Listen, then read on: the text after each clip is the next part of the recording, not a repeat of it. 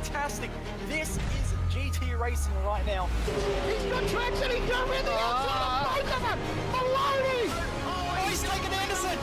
Anderson's up top. Oh my God! Big crash. Oh my goodness, half the field's going to get rolled. Second very close. These guys are want to make their way through the field very quickly. Oh, here we go. Oh no! That's massive! This is it! This is over! I can't believe this! Oh my God! God, what? Are you new to sim racing, or maybe a veteran struggling to reach the next level? Have you ever wondered how the aliens reach impressive lap times that seem impossible to achieve? If so, you're not alone. Most drivers reach a certain level and get stuck. But getting faster on track is easier than you think. VRS coaches are some of the best sim racers in the world and offer one-on-one driver skills training at affordable rates to help new drivers learn the basics and help experienced drivers break through to the next level. Are you ready to get faster and get off the iRacing roller coaster? If so, VRS one-on-one personal training is for you. If you've invested in your equipment, it might be time to invest in yourself. Just go to virtualracingschool.com and sign up for a 30, 60 or 90-minute session with one of our world-class coaches, and you'll learn exactly what to do for faster lap times and more podiums.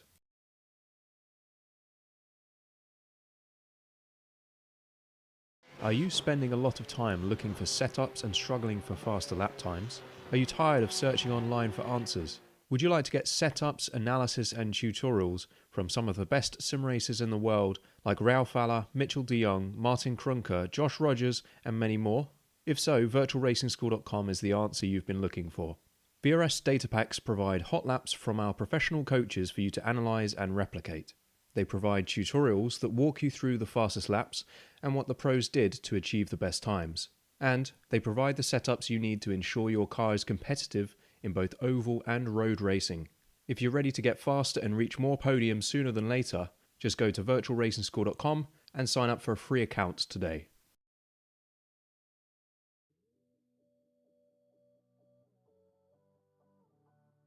Good evening, everyone. Welcome back to SimSpeed TV here on a Tuesday night. And that means we're back with Season 3 of the Simworx Roadster Rumble.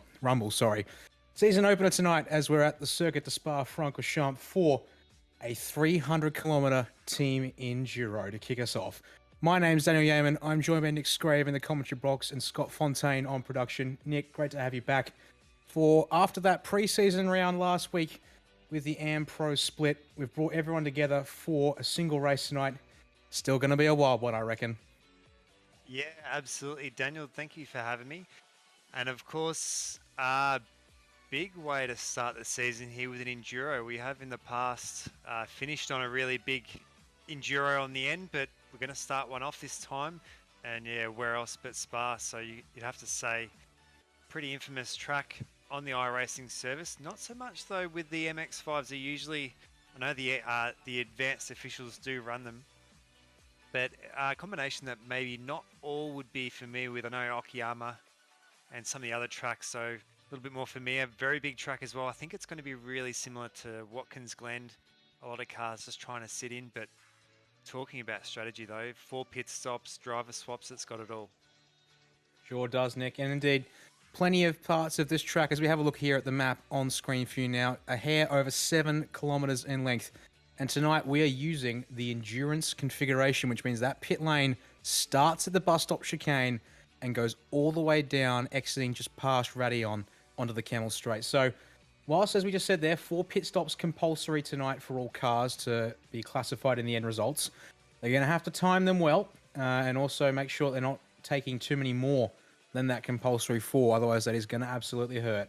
But yeah, track factors, as we're talking about there, plenty of drafting opportunities along the Camel Straight, or even as you start all the way back at the La Source hairpin, through even that mid-sector as you come down through Pouon into Fagner Chicane, and then up the hill back to Blanchimont and the bus stop, Nick.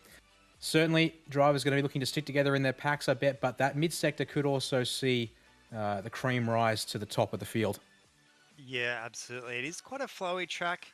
Also with those real technical sections, such as the bus stop and even down the back part of the circuit as well in Lacombe and Riviere. Must note though, with the strategy, yeah, must take the 2 tyres on the 1 stop and the max stint of 13 laps. I think it's also a maximum amount that one driver can do as well. So you'd have to say a lot of these teams would already have their strategy kind of dialed in advance and would be trying to work towards it. Yeah, we'll see how that plays out. There's indeed quite a comprehensive set of rules for this race. As we see here, Richie Domingo in the number 63 machine out there on track. Currently in the practice session, as you can see, with just over 10 minutes remaining, sorry. So his car's here got a chance to get some final practice in and get that strategy locked in place, as you were saying there, Nick, because there's plenty of requirements on top of the 4 mandatory stops. You must take at least 6 tyres during the race, during those stops. So sure, we'll see plenty of cars opting for, one-sided tyres to be replaced, especially since this car does take tyres on one side of the car followed by the other. And as we saw Fonty bring up a moment ago, also, fuel cap of 20 litres on the car. So there's quite a lot of particulars. So 300 kilometers race distance, it's 43 laps. And just, going over some of those particulars, one maximum number of laps total that any driver can do tonight is 25. Maximum number of laps in a single stint by a driver is 13.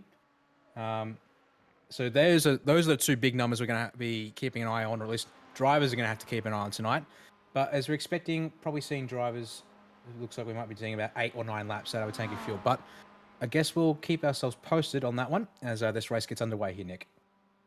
Yeah, absolutely there, Daniel. And great to see, just on another note as well, Richie Domingo there from Carbon Eggplant. So Carbon running 4 cars here tonight. 4, if not 5. I think I did count 4 out there. So we've seen so many, not to forget, 39 cars out on circuit here tonight. So 39 with 2 drivers. So it's an absolutely packed field. Everyone will get plenty of track time out there. Someone getting track time there at the moment. There's Sonny Canshin. We've seen our round 0 round last week. Had a few issues there around that. I think it was around Watkins Glen. He got caught up. He was really trying to make his way through. So he'll be definitely one person to see. Getting a little bit of redemption here tonight. He is definitely on pace though. Sure is. At the front of the field, as you mentioned, part of that pro class that we saw in the week 0 round at Watkins last week. And definitely race did not end the way he would have liked. Unfortunately, getting tripped up in a late race incident there for that final one of the night. As you see here now, number 26, currently Lee Harrison on board the Simworx Penrite Extreme Racing Mazda. As getting the team names right tonight might be a bit of a mouthful for some of these ones, but we'll do our best here. But it's great. We've got plenty of guys. As I said, 39 cars currently in the server. Drivers ranging from all pro lineups, such as Lee Harrison here. He's partnered with Aaron Oliver for the race. We've got Pro-Am lineups, such as that number 63 with Richie Domingo, is partnered with Tom Huggin. So they, 2 drivers from the different groups coming together for the team race.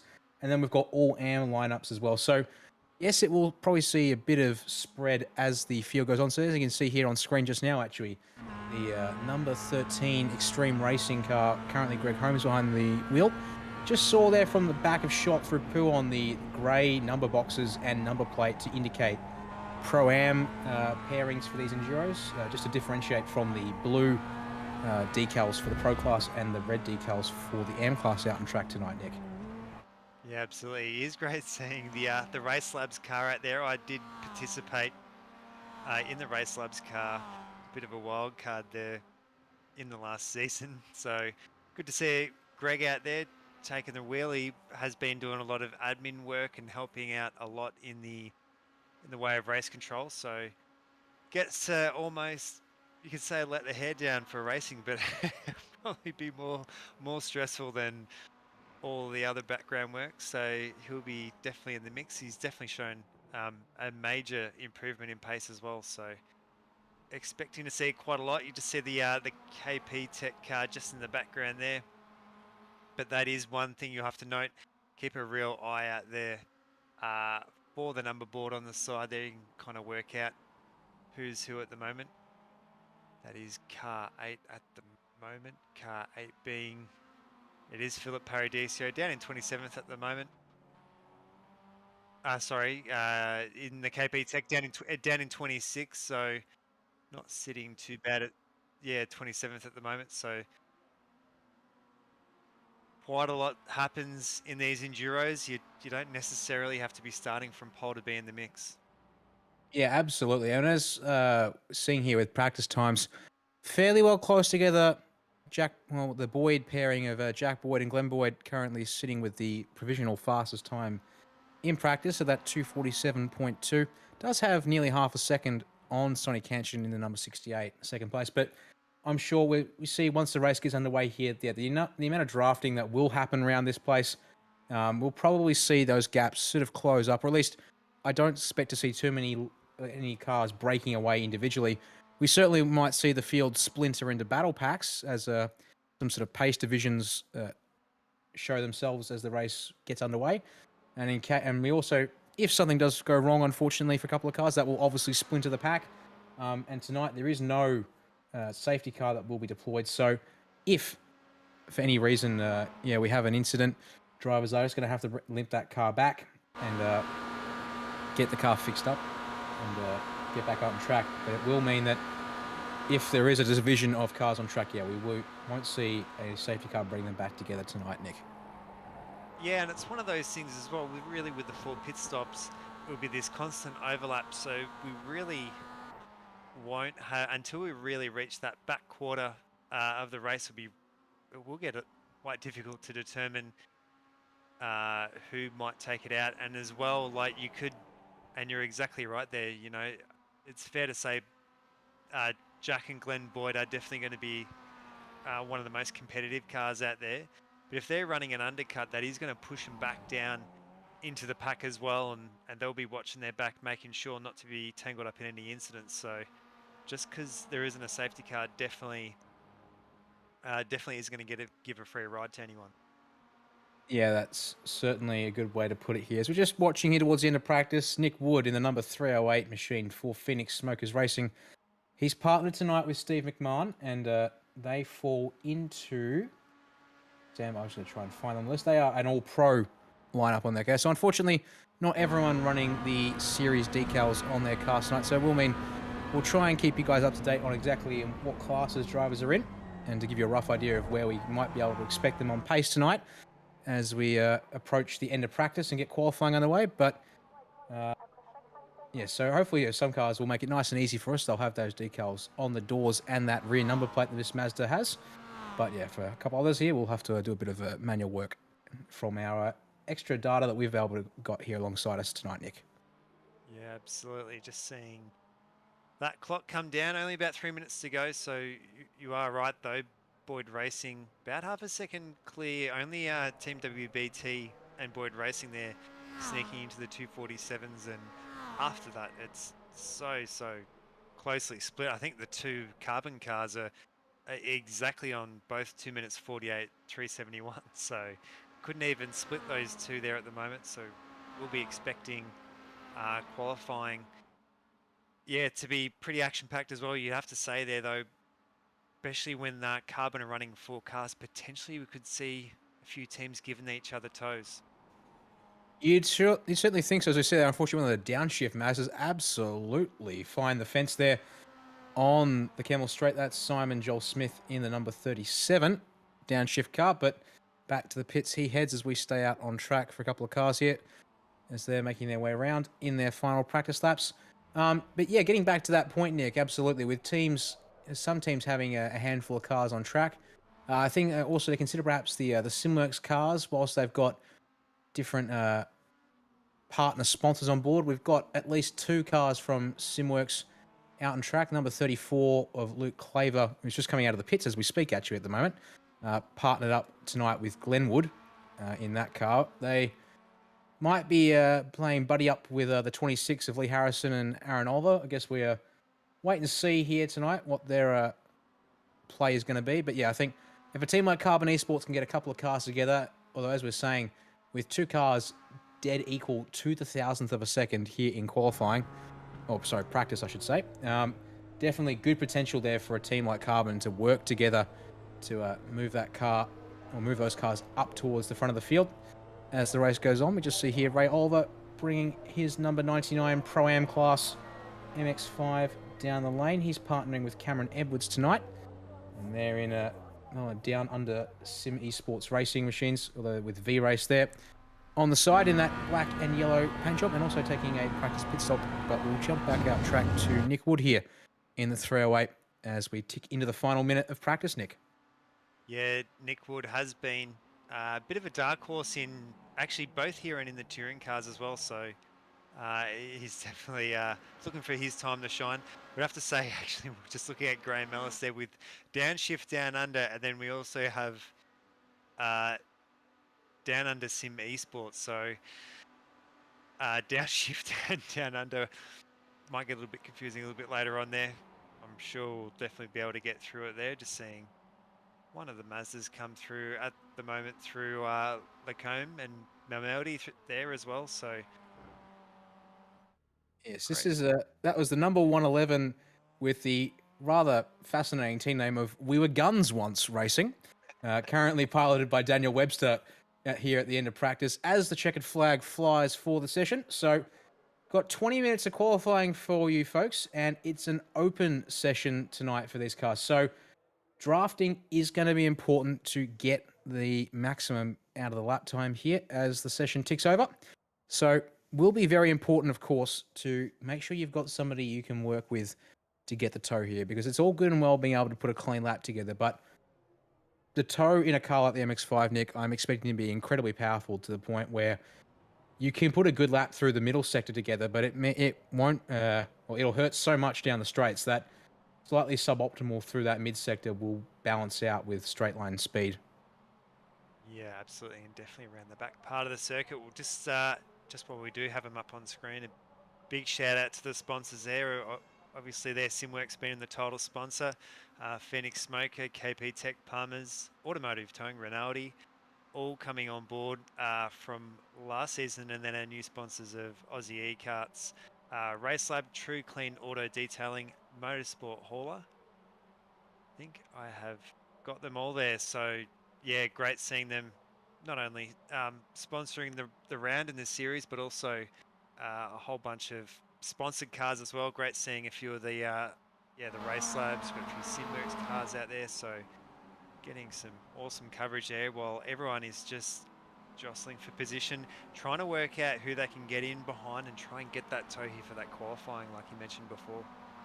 Yeah, so just see here, excellent shot here out of the excellent Malmedy and down the hill into Rivage, if I remember my names correctly, here at Spa, as unfortunately on the outlap we've already got some contact down on the exit of No Name.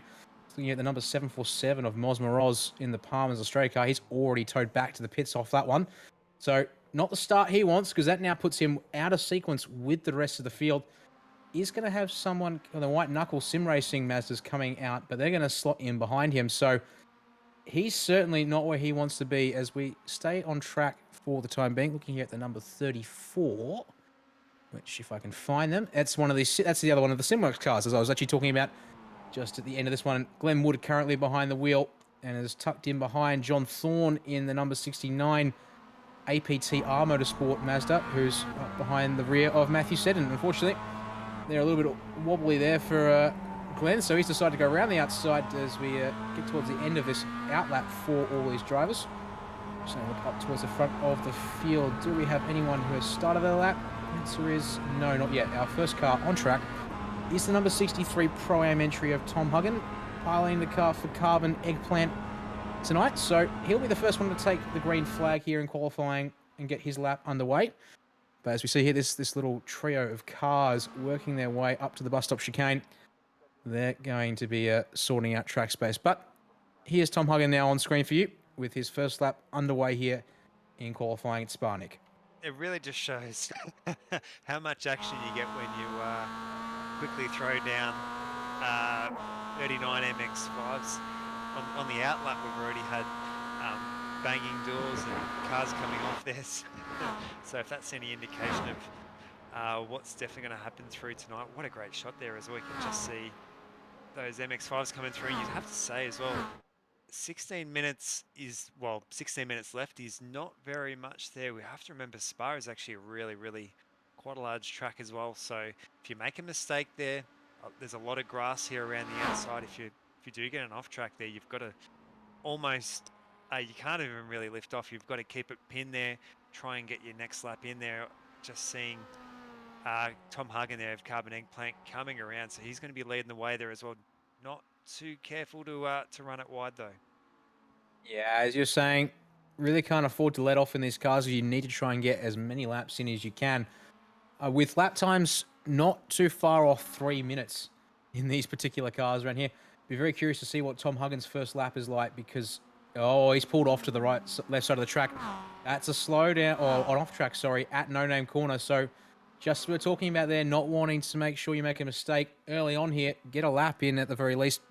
That's unfortunately not gone to plan for Huggin, which now puts Sonny Canchin at the front of this leading pack. So we'll see here what his opening time is like. Yeah, a little bit, obviously, had possibly got a bit of toe down the Camel Straight, but now none of that for him as he continues around the lap. Just looking back here now at Jack Boyd in the number 58 Pro Class entry, now partnering with Glenn Boyd, as they ought, well, the Boyd brothers ought to do, and oft do as well. See, they're also in their Boyd Racing paint job. Coming around last couple of corners here onto the back straight and the run up to Bonchemont. That looks like it's all been relatively neat and tidy for Jack at this stage, Nick. Hopefully you'll see a time on the board for him at the end of this one here. Yeah, it does look like an updated paint there.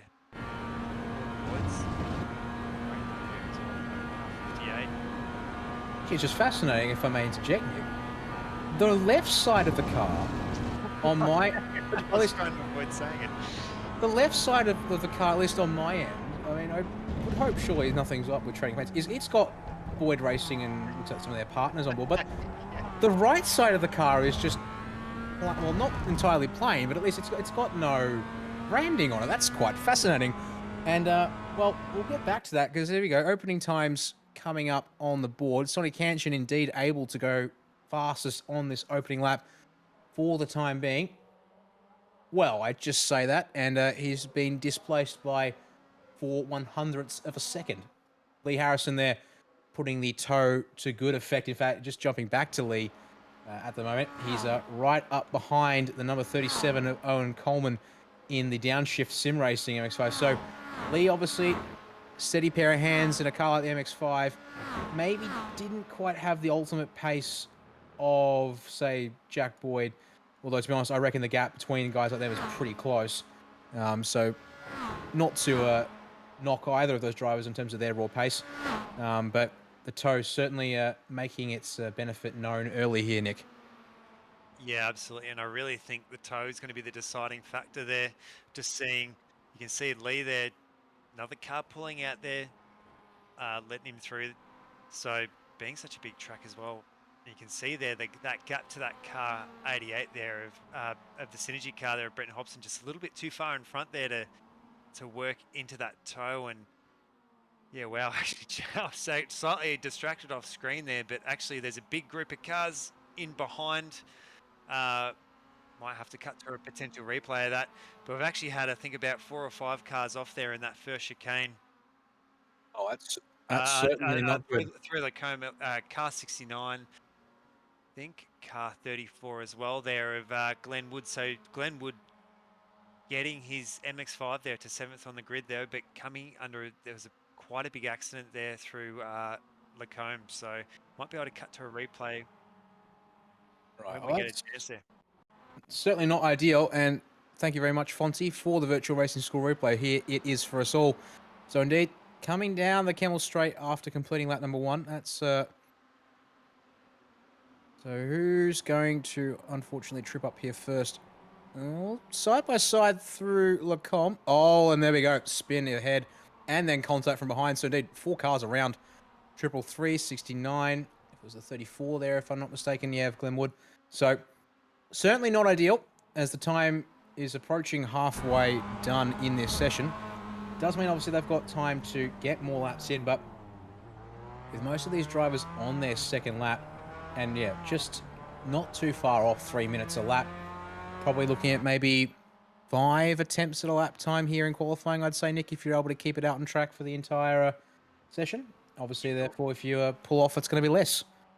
Yeah, you'd have to say there for Glenn Wood, he only really got 1 lap in there, and after that contact, it has to start all the way from scratch again. So he's only really going to get 2 attempts there. Talking about attempts, though, Jack Boyd up into 4th place, so we did see that Boyd Racing car with the 1 decal. Maybe they were, I think, maybe in a bit of a rush, trying to get it ready tonight. I do appreciate the new paint job, though. It looks quite great there, especially with the kind of a cool little touch there, the blue mirrors. They're going to be able to have at least another crack for it as well. They're on a good pace. There's a car about a second or so up the road, so hopefully be able to get a tow there. You can see Lee Harrison. Sorry, that is one of the... he's behind Tane Venables there, car 43. Tane up in 5th place currently. And Tane, speaking of which, currently being towed around by Brenton Hobson in the number 88 MX5, named, well, in the Synergy Sim Racing 42 team tonight. So, unfortunately, that looks like a car number for the series and number in the team name don't quite match up tonight for Hobbo. And his partner, Damon Mulqueen, is going to be co-driving in that car tonight, an all-pro lineup for those two guys. Brenton currently 9th on track. Looks like he got an invalid lap number 2, so we'll be looking to continue to press on here and get another valid lap in here. We'll see if he can improve on a 248.3. Less than 7/10 off the lead, and currently at the moment doesn't have any tows, so not ideal circumstances for him, but if Tane Venables behind is feeling generous at the end of this one, hopefully they might just trade positions. But given it is a whole bunch of races out on track, honestly couldn't tell you if we're going to see that kind of sportsmanship and gentleman agreements in qualifying, given that the race is 43 laps in length tonight, Nick. Yeah, great work. Actually, we did see slowed down quite a lot, so he's trying to search to kind of jump on a bit of a train there. Bailey Frid all the way up into 3rd place. So Bailey we haven't seen too much of in the previous season. I do believe this will be his first season here in the Roadster Rumble, but doing an absolute excellent job there. Putting that car all the way on 3rd place. That lap's obviously going to be a bit of a write-off. Might potentially have to hold up again and try and see if you can jump on another train, but kind of what we were looking at before, the Tane Venables absolutely nailed it. You really want to be behind the fastest car you could possibly be there, and to be able to kind of sit his car there behind that synergy car of Brenton Hobson is like absolutely perfect strategy there, and it hopefully might even see him go a little bit faster again. Indeed. Hollow, one of the winners in the Pro Division Round 0 race last week after a frantic ending to race number 3 at Watkins Glen. I reckon Bailey Frid here, actually having just jumped in the car after Bradley Vaughan was the driver to put in those 2 qualifying times for that car to start. Just noticing there maybe a couple of the AM class drivers ahead and hopefully trying to find a little bit of space, whilst also not compromise the tow. As we just look ahead of Bailey to that car, it's at the end of that little battle pack at the moment. Matt Van Egmond, one of our race winners at Okayama in the AM class last week, race number 1, winner to be precise. Currently, he's actually doing an excellent job, up in 11th place. Certainly amongst, I would suspect, quite a majority, I'd say, pro, if not pro-am class cars. And so for an all-am class entry, if that decal is to be believed, I might have to double check that one for you, Nick. So I'm going to do that. In the meantime, see here, Todd George exiting the pit lane to get that Carbon Esports car out there for a couple more laps here in qualifying. Yeah, we were seeing, just with Matt Van Egmond, seeing some real brilliance there at Okayama, really being in that mix there. Was a real shake-up in the AM class, so great to see him pitched against some of these pro drivers we have here tonight.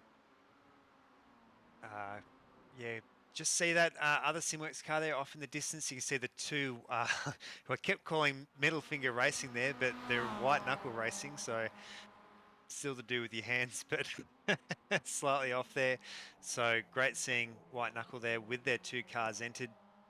They've had some got a great lineup there. Barrett Hodgson's one of those cars from white knuckle there, one of our UK and Ireland.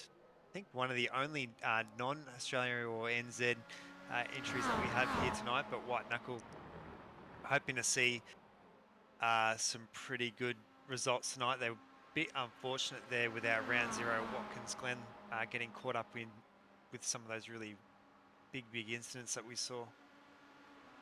Indeed, Nick. Yeah, I'm just trying to find the other of the white knuckle cars on the entry list, and apparently having an incredibly hard time in doing Sean so. Doyle there in 92.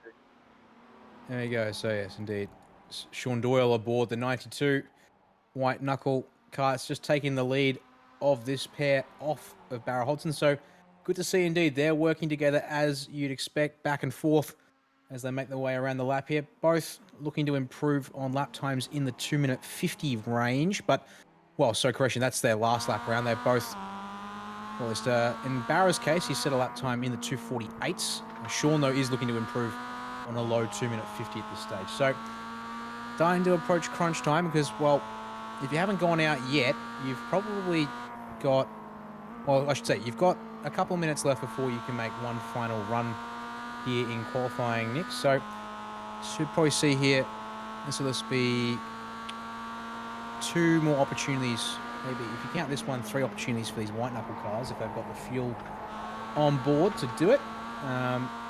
But yeah, time is starting to tick away from those who are looking to improve. So here comes that 5-minute marker, and it's still Lee Harrison and Aaron Oliver at the top of the timing charts. She extended their gap to almost a quarter. Oh, sorry, that almost a quarter of a second over Sonny Canchin in second place. So they're doing an excellent job out there at the moment, Nick. Yeah, it seems to be holding pretty well firm there with that 247.4. So I think fastest we did see in practice was 247.2. So there's not going to be a great deal in it. Yeah, we still haven't really seen much improvement there. Were expecting Jack and Glenn Boyd to potentially get a little bit further up the order. They are around 0.4 of a second off that pace there at the moment, but kind of what we were talking about before, it really is so much about that draft. But I'd have to say though, it is an enduro, so even if you're anywhere on even the first 5 rows, you're really going to have a chance in all this as well. So seen that car 26 Aaron Oliver come around here at the moment. You can see no one out in front, so it's going to be really difficult for him to improve.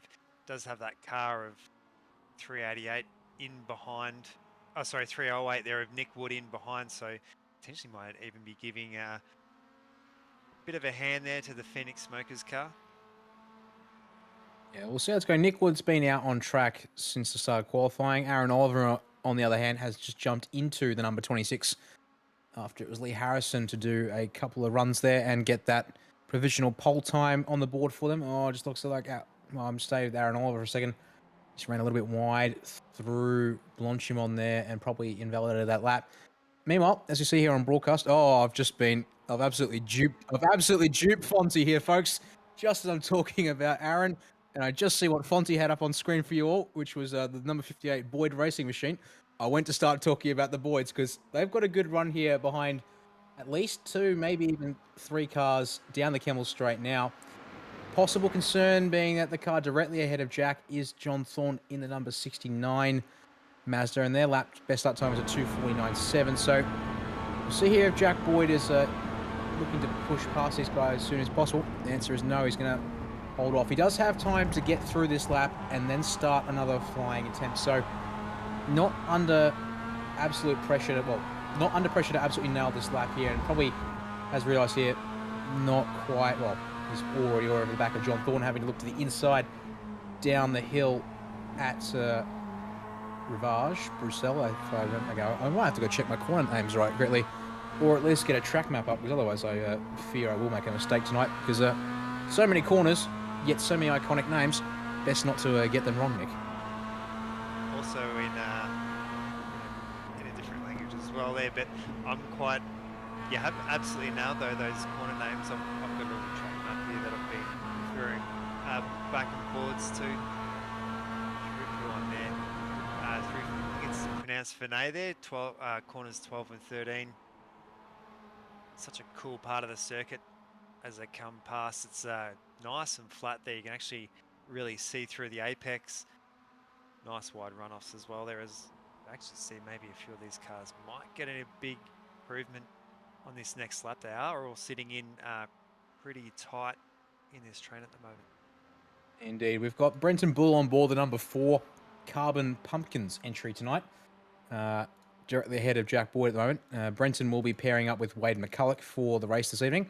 And directly ahead of him is Henry Fenson aboard the Fenson Brothers Racing 76 machine. So Eric Fenson will be jumping into that car at some point to take over. As you see here, getting rather compressed here as we come into the final minute of qualifying. Question is now, what does Jack Boyd do? These guys are almost side by side into the final chicane. And in fact, the answer is, try and make it almost 3 wide. He's got to try and make sure he gets a good run off the corner here. And in fact, thread the needle, why don't you, Jack, as we get their final laps underway in qualifying. And he's just going to pop out on the inside here. So, in fact, Brenton Bull looks like he's backed out of the throttle there. And, almost got run up the backside by the Fenson's there. That could have been close, but Brenton Bull's therefore bailed on any final attempt at qualifying and called it quits there. But luckily, that means for Jack Boyd, he's now got some clear... Well, he's got some clear air. The problem is, it's quite a lot of clean air to the next car up the track. So, no tow likely on this final run for Jack here, Nick. Yeah, absolutely. So he's going to be really hung out to dry on this one. So very, very hard to outdrive and kind of push that MX-5 through the wind there. We're actually seeing these 2 cars in behind car 69 and 76 trying to make the most of the draft there in front. Almost going to be a bit of a racing. Pushes car 76 wide there, so he's going to have to shuffle in behind. Got the Palmer's Australian car there of Damien Seeger trying to make the most of that opportunistic situation. So he's going to continue on, keep it pinned. He's going to try and get his lap finished off. Having a little bit look further back there of Carbon Mungbean there of Brinley Eastwood. Brinley we saw right in the mix there for round 0. So he's right near the back of the circuit there. So he's going to get his last lap done. Yes, indeed. Just 3 minutes, 20 seconds on the clock for those who are currently on a lap. So still plenty of time here for those trying to finish off these last laps. But speaking of fast laps, whilst we've been watching drivers like Jack Boyd and Aaron Oliver out on track, Sonny Canchin went down and put an absolute blazer. 2:47.084. Puts himself over 3/10 clear of Lee Harrison's time from earlier in the session.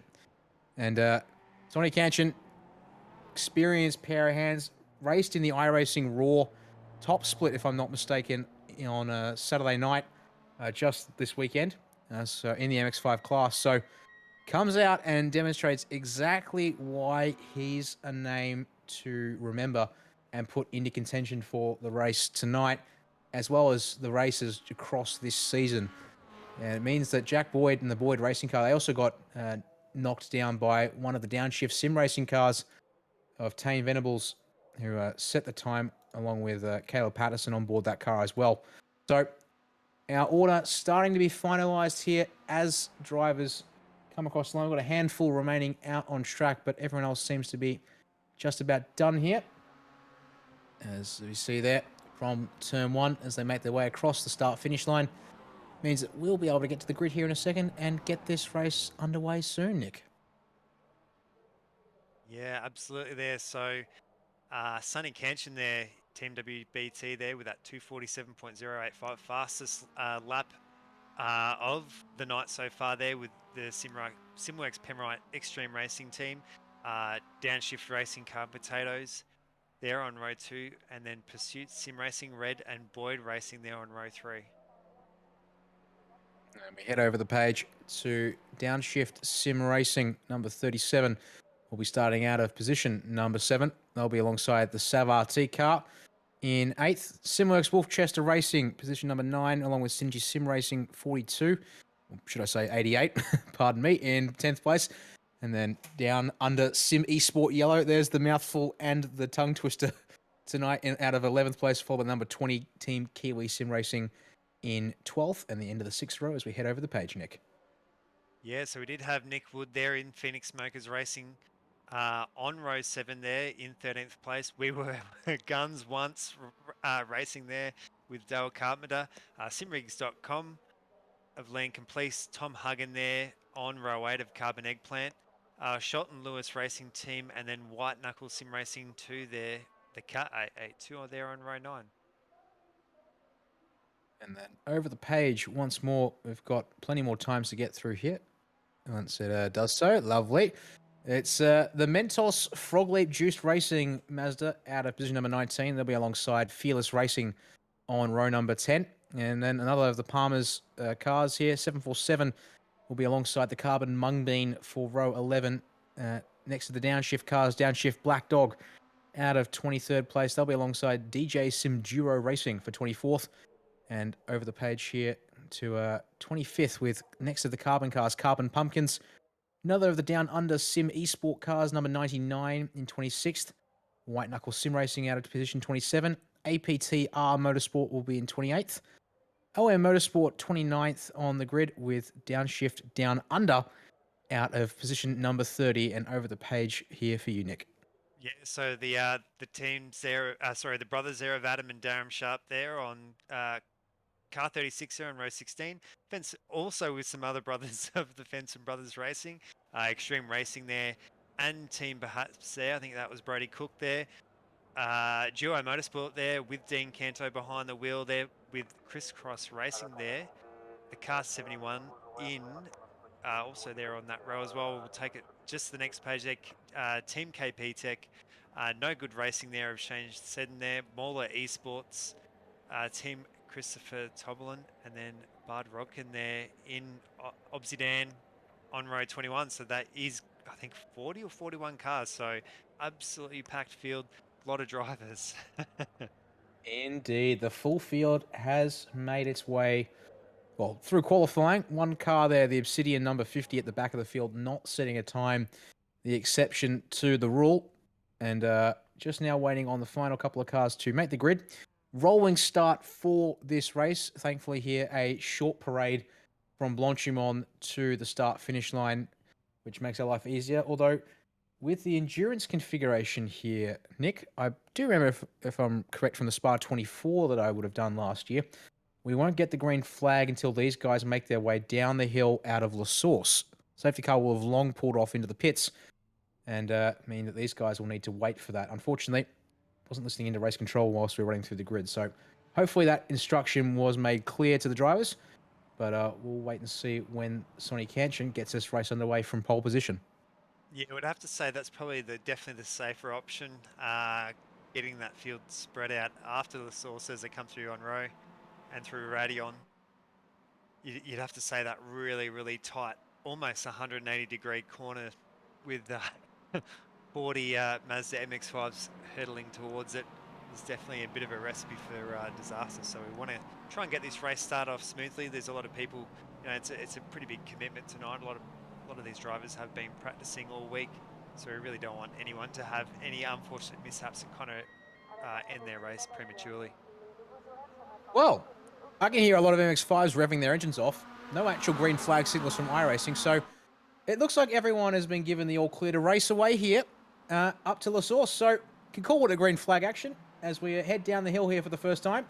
I hope no one gets a penalty for getting out of order as they make their way down the hill. There's the green flag signal as Barney waves the flag here at the old start-finish line down the hill into Eau Rouge and Radion. And let's get this race underway for 43 laps of Spa in the Simworx Roadster Rumble season number 3, round number 1 here, Nick. Yeah, absolutely. Sonny Kanchan not hanging around there. So I think once he was out of the bus stop, he was foot to the floor, talking about foot to the floor as well, just out of shot. Seeing Lee Harrison there has actually taken over that lead. He's pulled that draft in. He's going to have the inside line coming into this chicane. He pulls right back across in front of Sonny as he takes the racing line down into the Lacombe chicane. Meanwhile, unfortunately, back of the field, Team Perhaps has gone around early on, so they're now well off the back of the field and in 41st position. But otherwise, rest of the field looks like they're getting through Lacombe and Malmedy okay here. We'll hopefully maybe get an idea of what happened to Brody Cook there aboard the number 40 car in a moment's time as the rest of the field makes its way down the hill into Rivage. Yes, I've got Rivage here for turn number 8, followed by immediately number 9, No Name Corner. But once again here, despite the toe in full effect early on there, as with Lee Harrison able to get the jump on Sonny Canchin down the front stretch, as we see here, aboard the car 111.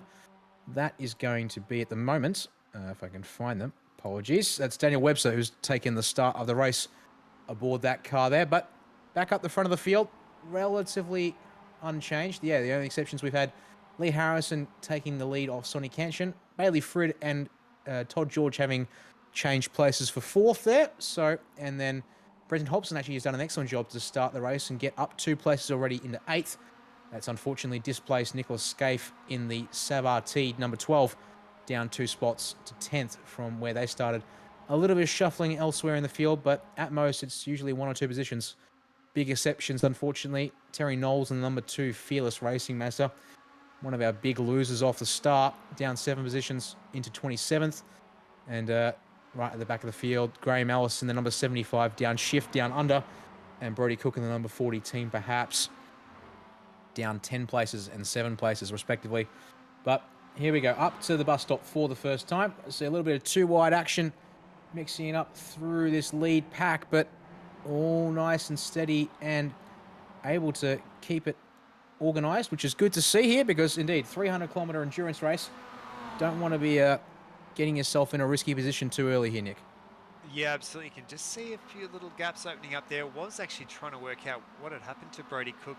Quite a lot of damage on that car as well. Very difficult was crab walking, so it did look like it had a little bit of suspension damage there. So they'll be, looks like they'll be coming into the pits possibly a little bit sooner than what they would. Yeah, we are potentially going to cut to a replay to that. Have a bit of a look. So seems to be our biggest casualty at this stage. We're doing a really good job here. So not to put the curse on, but I'm sure it's. I'm sure that we're going to see fireworks soon there, but all relatively clean here so far. Yep, that seems to be the case for the time being, but we are 3 wide on the Camel, but we'll jump to the Virtual Racing School replay for a moment here. So this is what happened to Brody Cook. So in fact, that car already damaged. I believe it was back, here we go, at Blanchimont.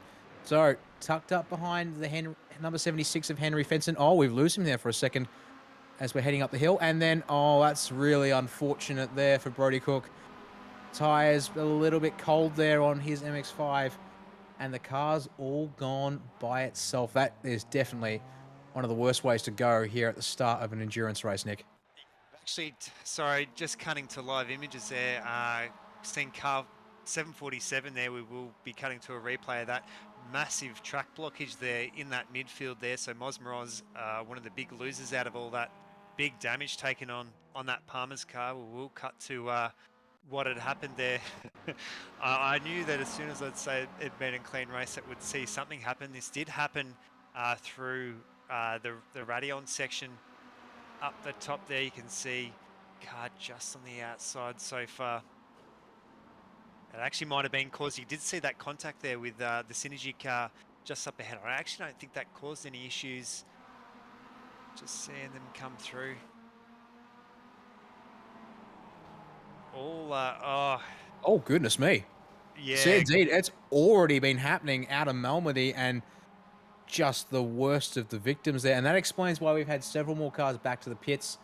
Yeah, jumping in there, sorry, Nick. But yeah, Tom Huggin in the number 63 Carbon Eggplant towed from that incident, along with Chad Lewis aboard the number 27 for Sholton Lewis Racing Team. So Mosmeroz keeping the car out there, clearly opting the damage to be, well, okay for the time being, but definitely not the way they wanted their race to start either. Meanwhile, just looking at the front of the field, Sonny Canchin, there at the start of lap 2, if I'm not mistaken, retook the race lead off Lee Harrison. So good to see they're willing to work back and forth here and not sacrifice too much speed between each other. They're just, well, almost breaking away here from the car in 3rd place. Caleb Patterson aboard the number 43 for Downshift Sim Racing. He's got Bailey Frid chasing him down, along with Todd George and Owen Coleman, making it a 4-way fight for 3rd.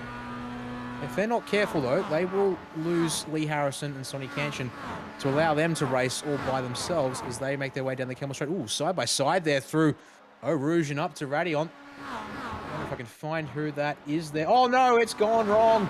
Top of the hill at Radion. 3 cars involved. Matt Van Egmond. Oh, one of our race winners in the AM division. Looks like he's the worst off. Oh, cars splitting him.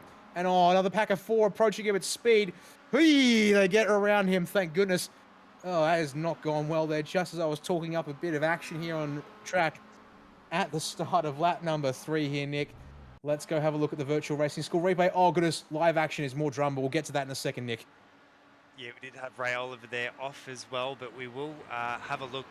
I think, yeah, running it side by side in such a dangerous part of the circuit, so to get spat right off there, so that it did involve 3 cars. Was spat off the circuit there, but with that rejoin, whether or not he potentially maybe should have waited until the field had gone through, you can just see that speed difference. You would have to say almost probably 100 kilometers an hour difference, probably sitting at around that 60 kilometers, cars coming around at somewhere closer to maybe 180 kilometers an hour. So very, very fortunate that actually did. Yeah, we are sticking with that. So that was one of the white knuckle cars there up against Ray Oliver. So he's sitting off to the side there, waiting for the group to go through. So lots of action there. Goodness me. Yeah, that's just, it's kept, that's at least another 5 or 6 cars involved. Like, oh yeah. I mean, to be honest, we were thinking we had a good start here on the way, folks, but now that's really not done any favors to quite a lot of cars. It means we've now got to the top 7, well, about 10 cars or so, still keeping it relatively close on track, as we see here on board with Lee Harrison all over the back of Sonny Canshin down into the bus stop. Looks to the inside, gets alongside here and brakes late. Not hanging around, these two. Going to trade the lead back and forth straight away, and it's doing them definitely a world of good. Meanwhile, just behind, Bailey Fritz decided to not wait around either. Both him and Todd George actually have dispatched of Caleb Patterson out of 3rd place. So they're all still working together, though, which is good to see. In fact, Lee Harrison actually rolls out of the throttle and lets Sonny Canshin take the lead up the hill here. So maybe a little bit of early pit strategy trying to come into this here, Nick, as they are fuel limited quite substantially, as we said, 4 compulsory pit stops tonight. So clearly thinking about how they can make that work for them best here. Yeah, absolutely. If you can, and that's harping back to no safety car at all. So no one's going to really lose any time anywhere. So if you can kind of save a little bit of fuel anywhere you can, this can be kind of crucial. Half seconds here or there. You can see Lee Harrison, though, in the foreground, definitely sticking her nose out there. Bailey Frid, Todd George and Caleb Patterson in behind. So quite a few of these cars in behind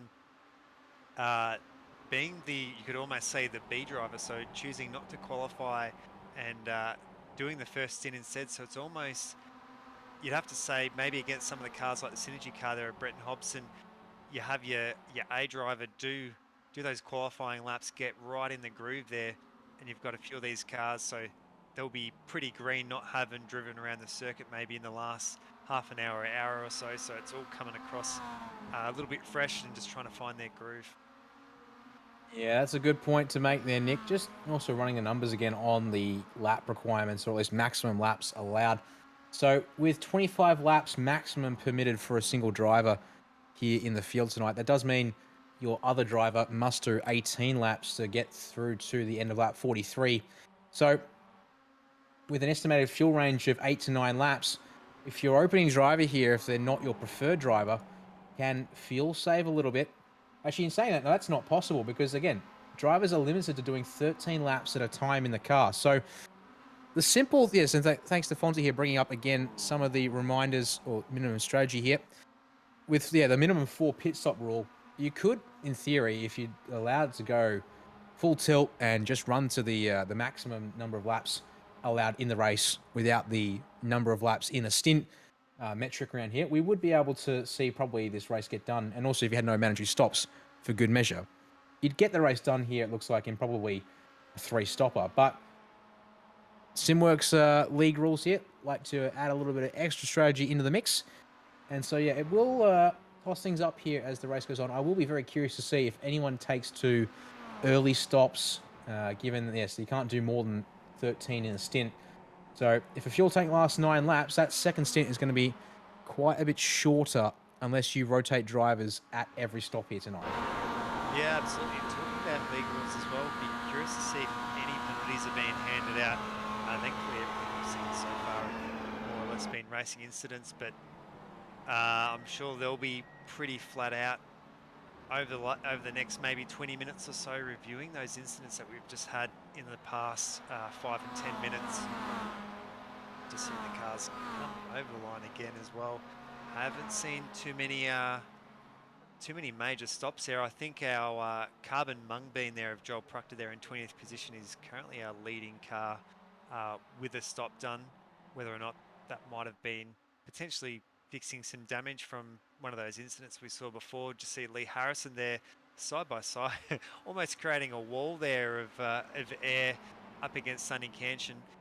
We did speak about before about A and B drivers, so we did see Sonny Canshin there doing the qualifying as well, going to be doing the first stint. So we're going to see, I think it is Wayne Losh, his teammate, will be jumping in. So he'll be jumping in pretty green so far. He's got Bailey Frid though all over the back of his MX-5. Bailey Frid might be wanting to push up another position. Yeah, you would think so. It's good to see also that despite the battling on track, Bailey Frid and that lead pack that was chasing for third, they've closed down both Canshin and Harrison for the race lead. So it is now 6 cars there on track, pretty much line astern, working with the draft off each other. In fact, 6 cars, current gap between all of them is less than 2.4 seconds there, Nick. Looking here, though, at the 308 of Nick Wood as he currently heads down the hill through Rivage. And to no name, currently running in 23rd place.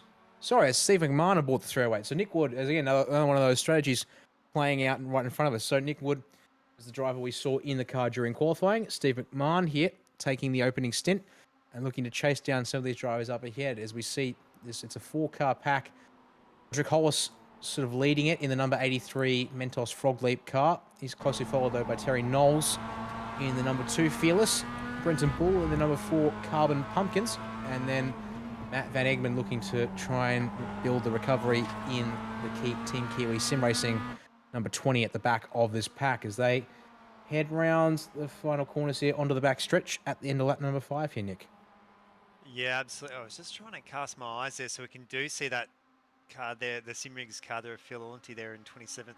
So he's currently all on his own there, 1 lap down from the leader at the moment. Yeah, Sonny Canshin has pulled into lane, but we do see quite a lot of these cars that have been involved in those incidents 2 laps down. So that, as we were talking before, no safety cars and no wave rounds, so they'll be doing it pretty hard there from the back. But as we were just saying before, so Sonny Canshin there and the Synergy car both in the pits now. Both those teams with really dialed in strategies. So I'm guessing whatever they're doing is probably the best thing to do. You would think so. So, just in fact, let me just run the numbers here on that one for a second. So, 5 laps complete from Sonny Canshin. Another 13 laps gets you to lap 18. So, almost at the point where you can then drop another driver in for 5 laps. In fact, what that'll mean is if Wayne Losh jumps in the car now for Sonny Canshin, does 13 of his 18 laps he'll need to do. Sonny Canshin can get back in for another 5 to actually that might work. In fact, that might clear the pit stop requirements, but then just have to do quite a lot of stops towards the end of the race. So in fact, yeah, it's going to be a bit of a head scratcher here for me. And just noting here, the length of the pit lane, Canshin indeed gets out of the car, Wayne Losh jumps in, and Brenton Hobson has jumped out of the number 88 Synergy Sim Racing car, and Damon Waldqueen's behind the wheel. They're only just ticking past 25 seconds stopped in the box, despite that amount of time we've been talking about the pit strategies that they might start employing here, Nick. Yeah, absolutely. So we are going to see, as kind of what we were talking about a little bit earlier, everyone's going to be quite staggered by the end of it. So they'll all be trying to, good work there. They're giving each other plenty of room. That is the KP Tech car there, car 71 of Brendan Walton. Brendan Walton there as well. So all having a bit of a blast, you'd have to say. Yeah, sure hope so. Yeah, looking to try and get past Jesse White Carrick taking the opening stint off Phil Paradiso and the team number 8 KP Tech Mazda. Although Jesse's now all over the back as Shane Seddon, who's not had a great run through no-name corner there. And in fact, Shane opened the door and run all four wheels well off the track there. He's going to have to take a 1X and also lose the position there to Jesse on the inside. Meanwhile, while we've been talking all about this, race control in the session has indeed started reviewing some incidents from earlier in the race. Oh, just stop saying that though. Shane laid on the brakes through the Fungnia chicane here. Or at least I think that's how it might be said. My Belgian/French certainly might be rusty. And, definitely a wide through. Turn 14 to Stavlo corner. Oh, 71 behind. Looking to get on with it. Brendan Walton looking to try and get onto the back of Jesse White-Carrick, who's already breaking away up ahead. What I was just going to say was that while this is all happening, race control is indeed been looking at previous incidents, and they have started issuing penalties for drivers at fault, in their opinion. And those two cars, unfortunately, were, I believe, the number 12, at least the car with, indeed, the number 12, Savar T, with Andrew Hobby now on board of the car. And the other car to get penalised, Tom Huggin in the number 63 Carbon Eggplant Machine, Nick. So, they're both towards the back of the field, 34th and 35th. But let's have a look here at the front of the field because it's getting busy again, Nick. Yeah, absolutely, dude. Really holding it in quite close there with Todd George. I think Caleb Patterson in there as well. In third and fourth, that has actually brought the other downshift car into Cole Ridley. So, of Owen Coleman. So there is one more downshift car a little bit further down the road there in sixth place. So it's going to be a little bit out of shot there at the moment. You'd have to say downshift with a absolute excellent job there. 3 cars there in the top 6 so far at the moment. Obviously, it's not really our net position. This is just on track currently. We do have our Synergy and car there of Wayne Losh there, our first of the pits so far. But great seeing the downshift crew getting their airtime there right near the front. Owen Coleman starting 5th, currently in 7th place. Indeed. So these two boys, Caleb Patterson aboard the number 43 currently, and Owen Coleman on the 37 there.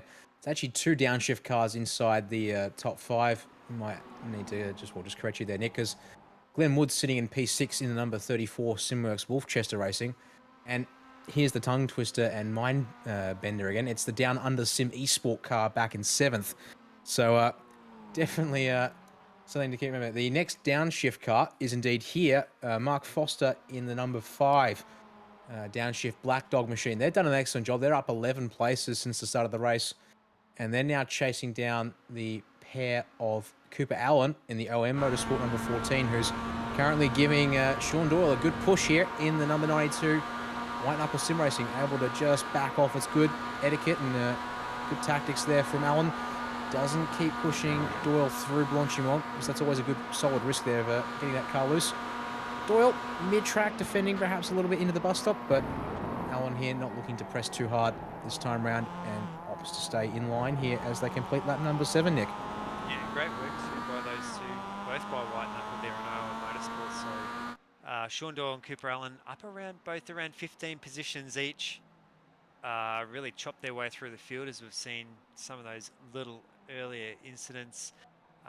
Here's our kind of bit of a group here coming in behind. I think we just saw one of the duo cars off into the pits as well. So that is car 76 of the Fenson Brothers Racing with Terry Knowles in behind as well. So just seeing this mid-pack, they'll be having a real blast there. Rubbing panels for, I'm sure, most, if not all of the 2 hours that they're going to be out on circuit. Indeed. But speaking of pit stops, we've had 2 drivers from the lead pack come down the lane. Car 226 Carbon Potatoes with Todd George currently on board, and Caleb Patterson in the number 43 Downshift Sim Racing Pro cars have chosen to come and make stop number 1 of the night for them both. And in fact, 226 makes a driver change. Lucas McAuliffe jumps on board, and Tame Venables also jumps aboard the 43. So now I'm very curious to see what happens with these two and where do they come out in, well, versus the 2 drivers that have already pitted. Well, particularly Wayne Losh, who obviously had the car brought in from the race lead, or if not the lead, P2. Wayne just coming through the La Source hairpin as the 226 is already underway here. In fact, that's going to be an excellent jump up the track in terms of position, if I'm not mistaken. Wayne still making his way down the hill to Eau Rouge Radion, whereas the 226 is already making its way out of the pit lane and onto the track. So excellent work. That's Lucas Mikhailov now on board. He's up the track by good, almost 6-7 seconds. Wayne obviously has the advantage of the draft and being in this pack here, chasing Phil Audie and Barra Hodson, who are working towards the end of their second stint, because they both took very early pit stops. But yeah, it looks like that early stop really hasn't worked out well for Wayne. He gets bottled up pretty nastily through Lacombe there and into Malmedy. And Damon Mulqueen came into the pits several positions behind, is all over the back end of Wayne. So maybe we're seeing perhaps either traffic really hurting Wayne here, or maybe we're really seeing perhaps a very bit of a difference in pace there. To be honest, a bit early to tell, and with a lot of action on track here at the moment, we're a bit hard to sort of say with any kind of certainty, especially since Sonny Canchin did all the qualifying for number 68. Meanwhile, take us through his pit stop here, Nick, as Glenn Wood brings the 34 Simworx Wolfchester Mazda into the lane, and is the next of the cars from that leading pack to take the first stop of the race. Great to see the Wolfchester car there of Glenwood out there. Great seeing them very competitive in the real world racing as well. Wolfchester also in Victoria, so great suppliers. But one thing to note as well, actually, while we're looking there at Lucas Mikulev and Tane Venables there in the pits, this is actually Downshift Sim Racing Pro's second stop, so I do believe they were caught up in an earlier incident. So they've actually already done their driver swap a couple of times. Tane Venables did start the race. He's actually back in the car again. So potentially they might have been able to turn that unfortunate situation, maybe even swapping it for some better luck there. They can obviously are going to have to change their strategy a little bit on the fly. You can just see him tucking in behind, Lucas Mikulev there in behind Tane Venables. We know how strong Tane is in that MX-5, so great news there for Lucas Mikulev. He can just sit in behind and just chip away at it. Doesn't really need to push on through at this stage. Indeed, it's very true. Tane showing good pace and able to run with the lead pack in the Pro Division last week at Watkins Glen. Now, interestingly, I can't see a second pit stop for the 43 downshift car. I only saw the one. I only have the one on my timing screen from them. So just getting confirmation from Fonty that indeed, yes, the 43 downshift Mazda has only completed one stop as we caught last lap round. Meanwhile, they head down the hill to Eau Rouge Radion, and the number 34 comes out of the pits. Luke Claver now aboard the car, and he'll come out in behind this pack here, as Damon Mulqueen is at the back of it and makes his way up the hill. In fact, yeah, Luke's going to come out behind them and not lose any further places, but he'll be in a bit of air of his own, so definitely not quite where you want to be, because you're going to have to try and work up to that, but that's going to be a hard task. Meanwhile, at the front of this pack that's just gone by, Phil Audie just drafting past Barra Hodson here as they make their way into the Lacombe chicane. Wayne Losh, Damon Mulqueen still opting to stay with these guys and not try and push to the front of it. For the time being, these guys currently lapping in the 251, so not quite at the pace, in fact, off the pace of those at the very front of the field for the time being. But see how that plays out here in the opening phase when the leaders come down the pit lane, which should be any second now, and indeed it is. Lee Harrison, Bailey Frid, Owen Coleman, all down pit lane here, Nick. Yeah, all three down the lane there, so that is going to put down under Sim Esport yellow there of Kyle Ridley. He's going to take over that lead, but surely they'll be edging ever so close there to that limit of the fuel here at the moment. Cooper Allen in the OEM Motorsport, one of the cars there is going to come through as well as a white knuckle car. So we're just seeing quite a few of our cars there that were around that mid pack there, pushed all the way up the front there. You can see the strategy coming into play there. I'm sure we'll have a good look there of who's going to come out between that car 26, car 100 and car 37. all coming in the pits at the same time, kind of see how they go fuel-wise and what tyres they pick. Indeed. Well, I will admit, actually, the thing is, one of the things I need to check is the driver teams must use a minimum of 6 tyres during the race, Nick. Do we know if that means... this is probably, again, showing not quite good checking of the rules. Having just looked at the driver's briefing as part of the information that was sent out by Greg Holmes and the league admins for all the drivers. Do we reckon that means you have to take at least 2 tyres at a pit stop and therefore you've used 6 over the course of the race? Or do you need to come in and take 6 tyres at stops? I know that you have to have tyres every time. So we did see okay. when Lucas Mikulev came in, he did actually take 4 tyres as well. And he also came out of the pits in front of Tane. So I'm guessing Tane probably took 4 as well. So it looks like with that driver swap as well, I guess you have that kind of little bit of a time penalty as it swaps between. So every time you do a driver swap, I suppose you can take that opportunity of taking 4 tyres because it doesn't really come at too much of an extra time. All right. So thank you for the clarification there. So that's good to see that, yes. So expect cars to be taking at least 2 tyres every stop of the race. So that's how they'll clear it. So I might suggest to Greg Holmes just on the off, just to maybe that particular point around tyre usage maybe needs to be reworded ever so slightly, just for we're going to nitpick on clarity's sake, but don't listen to me too much. I'm just the commentator tonight, not a driver, not a league admin.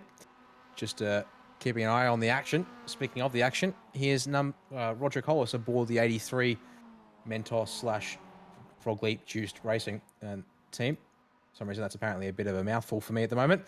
He's currently looking to chase down Adam Sharp, who's the driver aboard the 36 Sharp Racing team.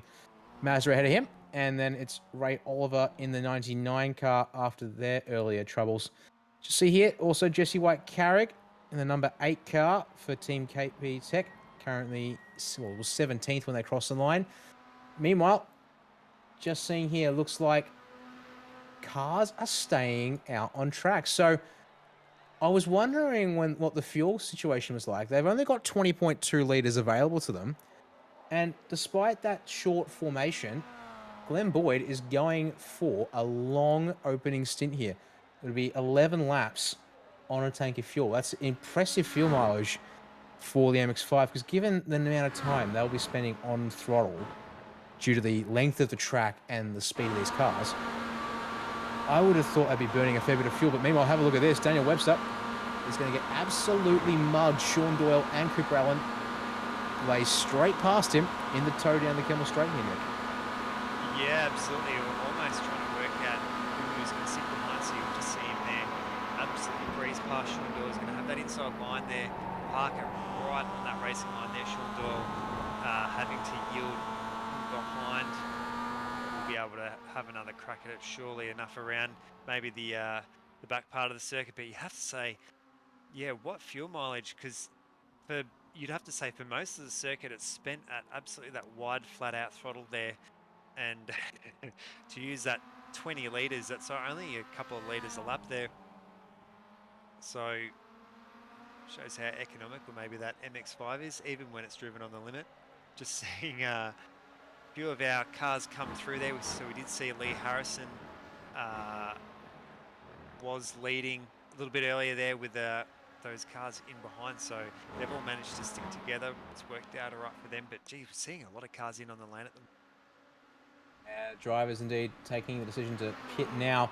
Speaking of that lead pack, it's now Tane Venables who's going to assume the effective race lead, and Bradley Vaughan looking to try and also get a position, but Aaron Oliver says no thank you, I'm keeping Pete number 2, and is able to take the inside line there through Lecomte. So these guys obviously still working hard here. In fact, though, in saying that, Aaron's last lap, that would explain why, because Aaron's last lap was his outlap. Yeah, outlap indeed. The last lap that's being recorded by JRT was the in-lap from Lee Harrison. So just pretend I didn't say anything, because I was getting a little bit cross-eyed and confused by what I was seeing on my timing screens. We'll carry on and pretend I didn't say anything. So this is also really important for this, well, let's say the race. I suppose we are still approaching only 1/4 distance, or about 1/4 distance, but this is the effective lead of the race here. Currently positions 9 through 12, this lead pack. We saw Spa-Francorchamps bring his car in from that second position quite a bit earlier. They're currently on lap number 6 of Wayne Losh's stint. But Wayne is over 10 seconds behind them and back in 18th place. So I'm not quite sure what Australia is going to be like for the end of the race, but it feels like to me Sonny's going to have to do a lot of heavy lifting towards the end of it. And he's also going to have to make sure that he can do 13 laps in a row. So Wayne Losh would have to bring the car in at the end of lap 31 and be in the car to bring it in at the end of lap 31 so that the final stop can be cleared if the cars can make it. But the answer is I don't think so, because here comes our front 5, make that our front 6 of cars. 11 laps of fuel looks like is the answer on how much you can put into this car. So now that I know that, I will have to admit it's going to be running the numbers here quite fascinating. Now, let's hope these drivers remember to get out of the car and do driver changes. Indeed they are. Jack Boyd getting in for Glenn, and Dale Carpenter getting aboard for Daniel Webster, sorry.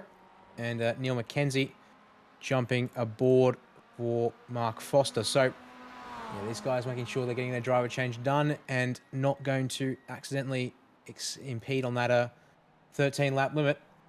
Meanwhile, lead pack is making its way down the hill, but we're looking just further back indeed. Battle pack, which Wayne Losh is currently on. Actually looks closer on track than I thought it would be. In fact, here we go. Damon Mulqueen has actually made his way past Wayne Losh. But Damon having to gamble round the outside of Eau Rouge and up through Radion. Phil Audie's having none of it though. So Damon's got to tuck back in, and they've got traffic coming out of the pit lane here. Ollie McLansborough directly ahead. They're going to blaze straight past him, at least when it comes to Phil and Damon. And does Wayne Losh get past here in time? Wayne has to go to the inside for Lacombe, but yeah, he's passed nice and easy here, Nick, with that speed advantage. Oh, well, don't say that. Ollie looks to try and stick it around the outside. In fact, he's gonna get that, hold on to the position there on pit exit. Well done to Ollie there, Nick. Yeah, absolutely. You'd have to say they're seeing quite a few heavy hitters there in that mid pack there. So it has put that Team WBT there into 8th place. They are sitting with that pack though, so Wayne just has to sit in there with the Simworx team, with Downshift Sim Racing Pro as well. So definitely a long way to go here at the moment. Still around over 30 laps to go at this stage. So if they can just chip away at it, and you're exactly right there, you have to say Sonny Canchin will be jumping in right at that end for that big hit towards the end of the race. You're not wrong there, Nick, but to be honest, I am a little concerned for the Sonny Canchin Wayne Losh pairing. So with this final wave of pit stops complete, there's only one car left out on track. In fact, the car is Brendan Walton is up the front of the field in the number 71 car for Crisscross Racing. Also features Crisscross Racing 28 as the team name, so it looks like another car there, perhaps with a different number in the team name than they've entered for the race. Nevertheless, they're looking to make this 12 laps of racing plus the pace lap, a little bit of pacing we did at the start of the race on this opening tank. So could this be here the demonstration that if you can really aggressively stretch the fuel, okay, you can't make 13 because Brendan's throwing the white flag and coming down the lane. What I was going to say, though, is here's the race lead. Not just effective, but now actual as they come across the start-finish line for lap 13. Tame Venables now leading the field. It puts Wayne Losh back in, well, what will be 12th place. Oh, as I say that, oh, there's another car peeling off into the pits there. So, where are you? Come back here. Phil Audie, one of the early pitters in the race, brings their 333 Simworx.com MX-5 down the lane. Okay, so that puts Wayne up into 11th as they pass Brendan Walton, who's still traversing pit lane. But yeah, 11th place, and they're also about 20 seconds off of the lead pack. So yes, there's certainly cars to draft with, but I'm a little worried that because there is a void. Once we get through this 4 cars ahead of Wayne, you've then got about 5 or 6 seconds up the road from Jack Boyd to Richie Domingo, Simon Joel Smith and Kyle Ridley, as we just saw on screen a moment ago before we jumped back to Jack Boyd. Speaking of Jack, though, he's got pressure from behind. Barra Hodson chooses not to make the move, or at least try and pressure the move here this time, by though. Happy to sit behind someone with the speed and skill of Jack Wood, and definitely a wise choice there from Barra, I would say so there, Nick. Yeah, absolutely, and definitely a good cut sitting behind for Barra there as well. You can just see how late Jack Boyd breaks into that. Really carving those corners up there in that MX-5, and great work from Barra. Not someone that we've seen too much in this series. Great seeing some of our drivers after the driver switch. We haven't seen the likes of Simon Joel Smith out on track yet, so they'll be getting their bit of track time through. Seeing that Synergy car come through as well with Damien Monqueen behind the wheel, so just chipping away at it at the moment. Not really leading from the front there at the moment, just really trying to rely on that strategy. Well, now with pit cycles complete more or less, Barra Hodson is on lap number 11 of their stint, so they are going to have to come down the lane any lap now, I would dare say. So, and also with Barra Hodson probably having taken an early stop to actually now run here. In fact, Barra Hodson needs to come in at the end of this lap, otherwise he will exceed the 13 lap rule at a single drive and may complete. This isn't so great for him though. Ollie McLansbury going up the right side of the track, right where Barra wants to be for pit entry. I hope Barra is aware of the rule, because he's not looking to back off here, and he needs to make sure he can get in behind Ollie and line himself up for pit entry here, because if they stay out, that's a post-race penalty from race control. Indeed, Ollie, well, I think Barra, they're just rolling out of the throttle ever so slightly. And we'll see here, hopefully Barra pull off to the right and into pit lane here. Oh no, he doesn't. Oh, that's not good for Barra. Oh dear. That's going to be a penalty from race control for exceeding the maximum number of laps allowed in the stint for a single driver. Oh dear. That's another car out of the front pack here that could have contended with the lead. But speaking of leading drivers, Wayne Losh brings the car down the pit lane after just, how many laps, pardon me?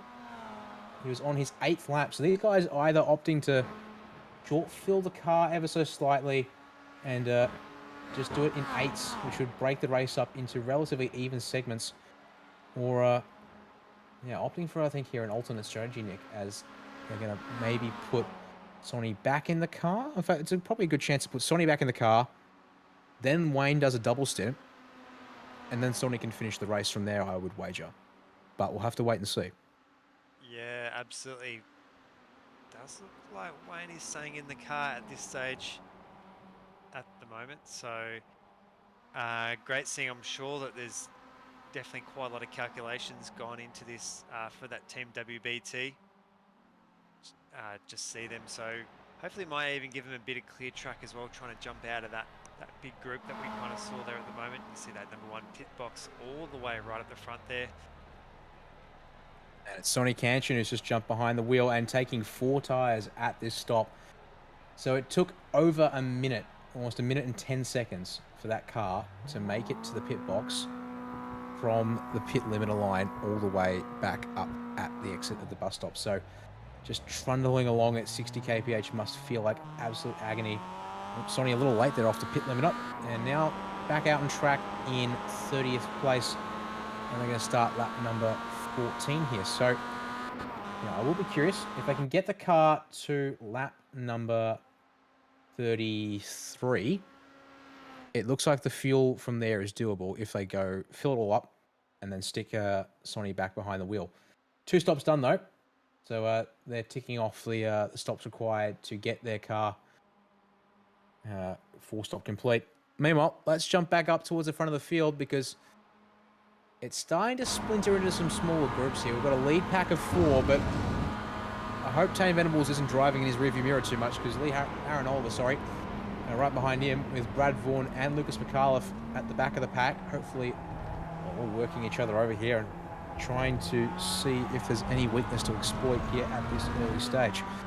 Now, we saw Tane was the one to qualify the 43, but Lee Harrison the one who was able to put the 26 up towards the front of the field. So, drivers here, possibly not quite in sequence. Oh, a little front to rear contact there between Venables and Oliver, but nothing too major or anything of real note. That's just racing for you at times. We'll be curious to see here. I would expect Lee Harrison probably to be the one to finish the race if qualifying is anything to go by. Tane Venables likely to finish the race for the number 43 as well. I believe it was Brad Vaughan who got the qualifying lap in. Yes, it was for Pursuit Sim Racing MX-5. Meanwhile, behind Brad, here comes Lucas McAuliffe, but he's actually going to slow in and actually hold Brad Vaughan outside the draft train here for a sec, but looks like Brad Vaughan can take some side draft for good measure down to straight here, Nick. Yeah, absolutely. Oh, just nudging a nose in there through that has, you can see that other dash out there all the way in the back. Crossing over, gee, everyone's getting their shoulders out. Great work there by Aaron Oliver, so I haven't seen him out, as you were saying before there, Lee Harrison doing some of the qualifying and also Lee doing that first stint. Great seeing both of them out there doing their thing. Aaron Oliver there, of course, quite a lot of real life experience in I think the Excel series, so both of them from Adelaide repping that big sponsor car, so always great to see Aaron Oliver there with Penwright partnered in. Indeed, yes, and almost here, just for a moment, almost breaking up from a quartet into a pair of duos. So Lucas McAuliffe happily riding back here in fourth on the back of Aaron Oliver. And but I'm sure here as we head onto the next straightaway section, they'll be able to reel back in Brad Vaughan, Tane Venables. Brad looking a little bit more racy here on the back of Tane for the lead. I reckon not too impressed possibly not too impressed by the way Tane defended the line out of Lecombe. He's definitely looking all over the back end of Tane. Oh, I think there's a bit of front to rear bump draft at the front of the field here. Something to keep our eyes on as we go up into Blanchimont. One of the fastest corners on the circuit. These guys, well, I say fastest corners. It's quite incredible. It's a track obviously well known for its GT and even European Le Mans endurance racing. These cars just cracking 190 kilometers an hour. Oh, but Venables way too deep into the bus stop. Oh, the rejoin, that's going to be messy. Vaughan hard on the brakes, and here comes Aaron Oliver.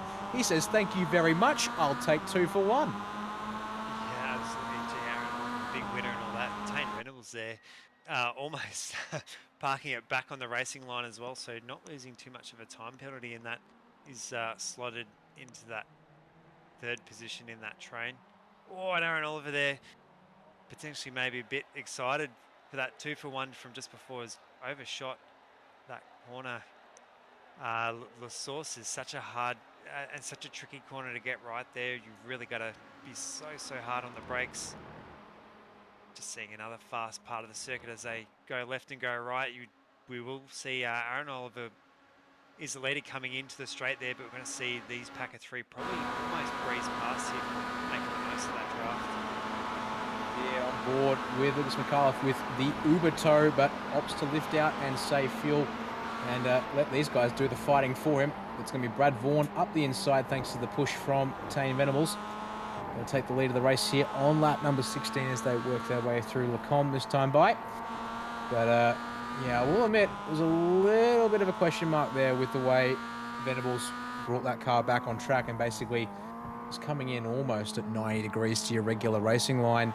Forced Brad Vaughan to absolutely stomp on the brakes, especially when it wasn't anything that Brad Vaughan did, I think, to at least I could tell, to cause that kind of an error from Tane. It was just unforced by at least just a bit of pressure from behind.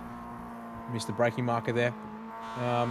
So chose not to take the slowdown by cutting the track on the bus stop and re-entering the track ahead of the bus stop chicane, but in this case it's worked out all right, thankfully. And now as you see here, McAuliffe continuing to just bide his time, allow himself to lap here in the 2-minute 50 range. Although these guys obviously last lap by there, just duking out a little bit harder than we've seen for a bit. So would have to say that those lap times should start coming down in the next lap or two once they sort of get back into the rhythm. But I think, yeah, Lucas here just more than happy enough to let these guys fight, because so long as he keeps the gap inside a second, which he's inside a second of Bradley Vaughan up the front, well, he'll get pulled along like the rest of them and be right there come the end of the straight. have to say there, it's a really good gap to maintain that Lucas Mikulev is doing. You can see just how hard they're pushing into some of those chicanes, so kind of almost gives him a bit of a chance to plan any evasive action if they have any contact there. Almost has come around. I think we have seen another car come into the pits. That was Tane Venables, yes indeed. 9 laps done on that stint, and he says that's enough for now. Pulls out of the lead pack. So we'll see as we see Jack Boyd here heading through. He's got Ollie McLansborough directly behind. Ollie though, just having a little bit of a blink moment there. That's not too flash hot. You don't want to see that too many times in your rearview mirror. A car disappearing and then reappearing all of a sudden. But good to see Ollie there, aware of his brake markers. Although we're just losing him again there for a moment. So hope we don't see too much more of that from him, because that's definitely something you don't want to see. Meanwhile, next battle pack of 4 cars starts with Luke Claver and has Dale Carpenter. Oh, Dale looking for the inside down to Eau Rouge. Radion going to get that inside line there. And in fact, he's actually going to be able to drive it around the outside. I think, oh, that's not great. We've got a car on pit exit directly ahead. That's not going to be... Oh, no, just as that's happening, car off in the fence, and it's Dale Carpenter. Oh, that's not too great. 5 laps into the stint, and that car is done and towing back the pit lane. Oh, goodness me. Well, we'll have a virtual racing school replay for you on that one there, folks, because I was just looking up ahead because a car was exiting pit lane and missed it happen here. So, riding on board with Carpenter. Again, gets to the inside of Luke Claver here at Eau Rouge, and they begin to climb up Radion. Now, is there a tag from Claver? Oh, that's not looking too good. Oh, don't tell me he's come across the nose of Claver and Claver was still there, because if he has, that's not too good. Hopefully we can get a different angle of that one there in a moment's time, because I think also, unfortunately that onboard doesn't quite paint the full picture for us. Yeah, also Dale Carpenter spat out into a pretty vulnerable position there onto the track there. You can see that damage to that rear suspension, so definitely wise to choose the tow hook on that, but not very wise there through this chicane here. Yeah, thanks to Fonty here bringing us the trackside camera. So he's up the hill over Blanchimont. Luke Clavin is there and has every right to be on that exit curb, and it looks like Dale has just come across, and that's effectively a self-takeout and completely obliterated the left rear, hence the need for the tow there. So, yeah, not sure if possibly a mistaken call of all clear there on the right side or something else, but that's put his car out of contention for that position around 10th place that they were racing in or before that incident. Well, back to live pictures, because we've got 3 cars, well, actually a bit more than 3 cars, pardon. It's we've got Jack Boyd here fighting over 4th with Ollie McLansborough and Simon Joel Smith. Well, I say was. That's now past tense as Jack opts to bring the car down the lane. Just 6 laps done on this stint from Jack. So looking to switch the cars over here pretty quickly and possibly get Glenn back in the car here for stint number 3 of the race. Glenn has had some good speed here. In fact, has the faster lap of the 2. So Jack just maybe missing out on some draft early in this stint here. But you can see how this plays out as the race continues. Meanwhile, looking a little bit further down the field, Cameron Edwards in the Down Under Sim Esport was being chased by Eric Fenson, but we've just lost Eric there for a moment. And Eric, once again, reappearing. Have we got a little magic spot there? Because we had Ollie McLansborough disappear just about that position on the track as they made their way down to La Source. That's interesting there. Eric tapping the brakes for a moment. Setting up a run there, possibly try and time it right down the Kemmel Straight, you think, Nick? Yeah, potentially maybe just creating that bit of a gap there, but great work seeing. But almost a bit of a shout out to some of the family teams that we've seen. So Fenson Brothers Racing, I'm assuming, at Fenson Brothers. Then of course, I think we've got Jack and Glenn Boyd. I think that's father and son team, if I'm not mistaken. And then just a little bit of drifter there of the Sharp Racing team, Durham and Adam Sharp there. They usually, those two, we used to see there, I think it might still be the case, those two usually race in the same house together, side by side, in some of our earlier seasons of our Roadster Rumble and the TCRs that we've had in the past. So cool seeing, yeah, a bit of family spirit between them, between some of the teams. I'm sure there's probably a couple of other maybe relatives in together tonight that I might not be certain of. They're the obvious ones based on the team names, as you'd indeed point out there, Nick. Meanwhile, looking here at now what is the battle for 13th place, Brandon McMillan in the number 2, looking to hold off Aiden Gregory in the number 20 for Team Kiwi Sim Racing. And meanwhile, Jack Boyd, having completed that pit stop, is still in the car here this time. So looking to run long here. Needs to obviously make sure, though, on this second stint, not to exceed 13 laps. So can do another 7 here before he'll have to hand back over to Glenn.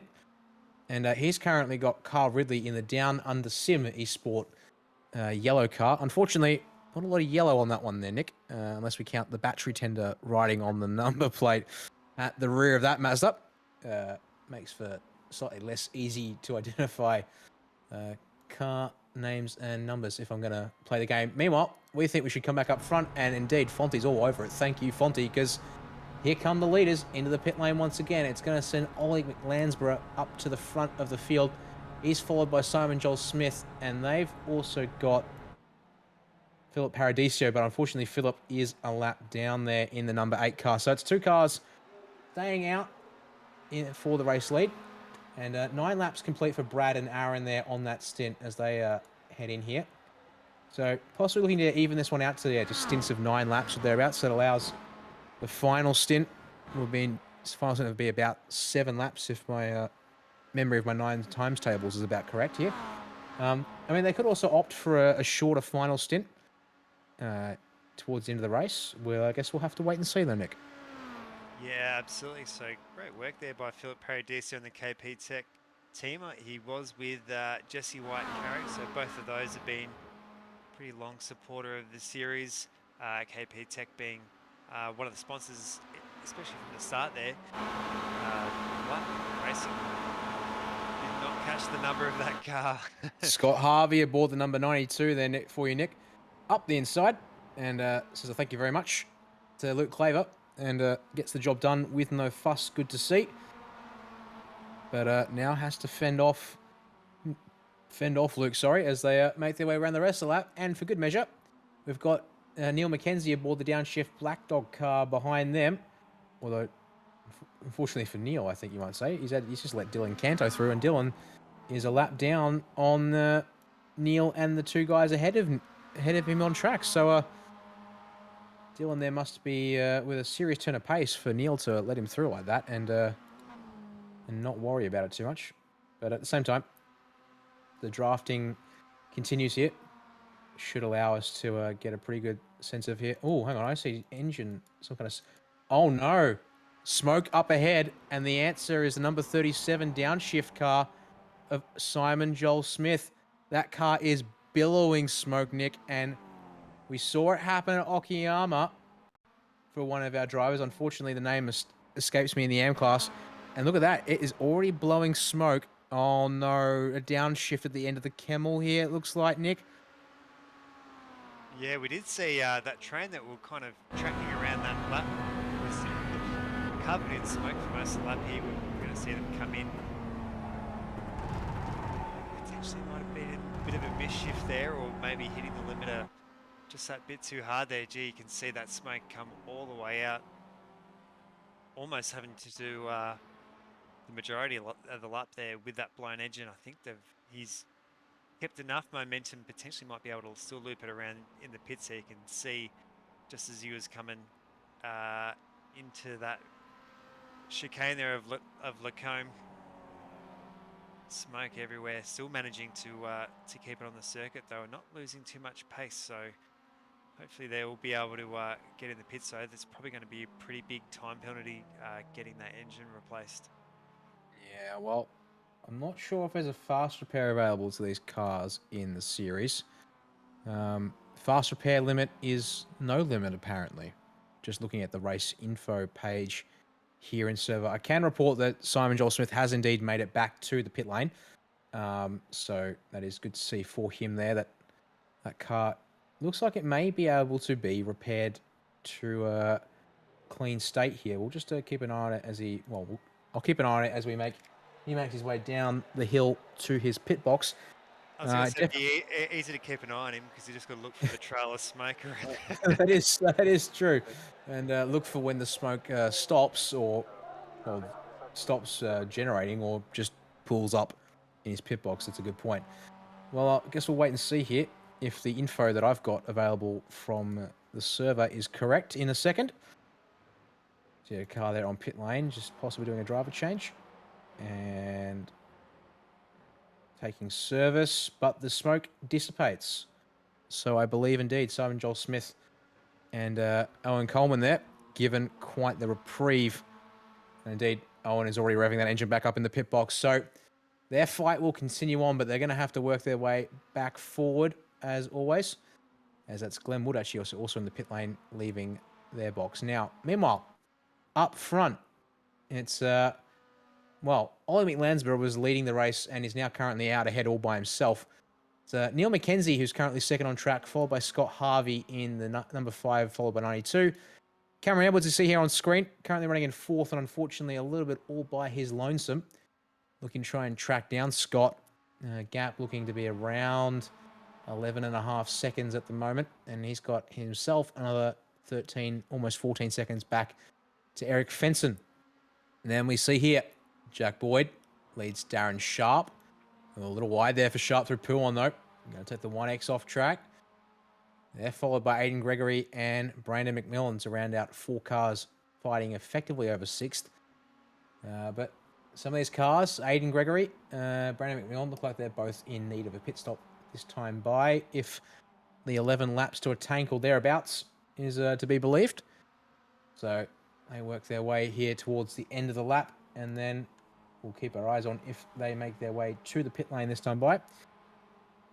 But yes, Ollie McLansborough out in front, starting his 10th lap of the stint.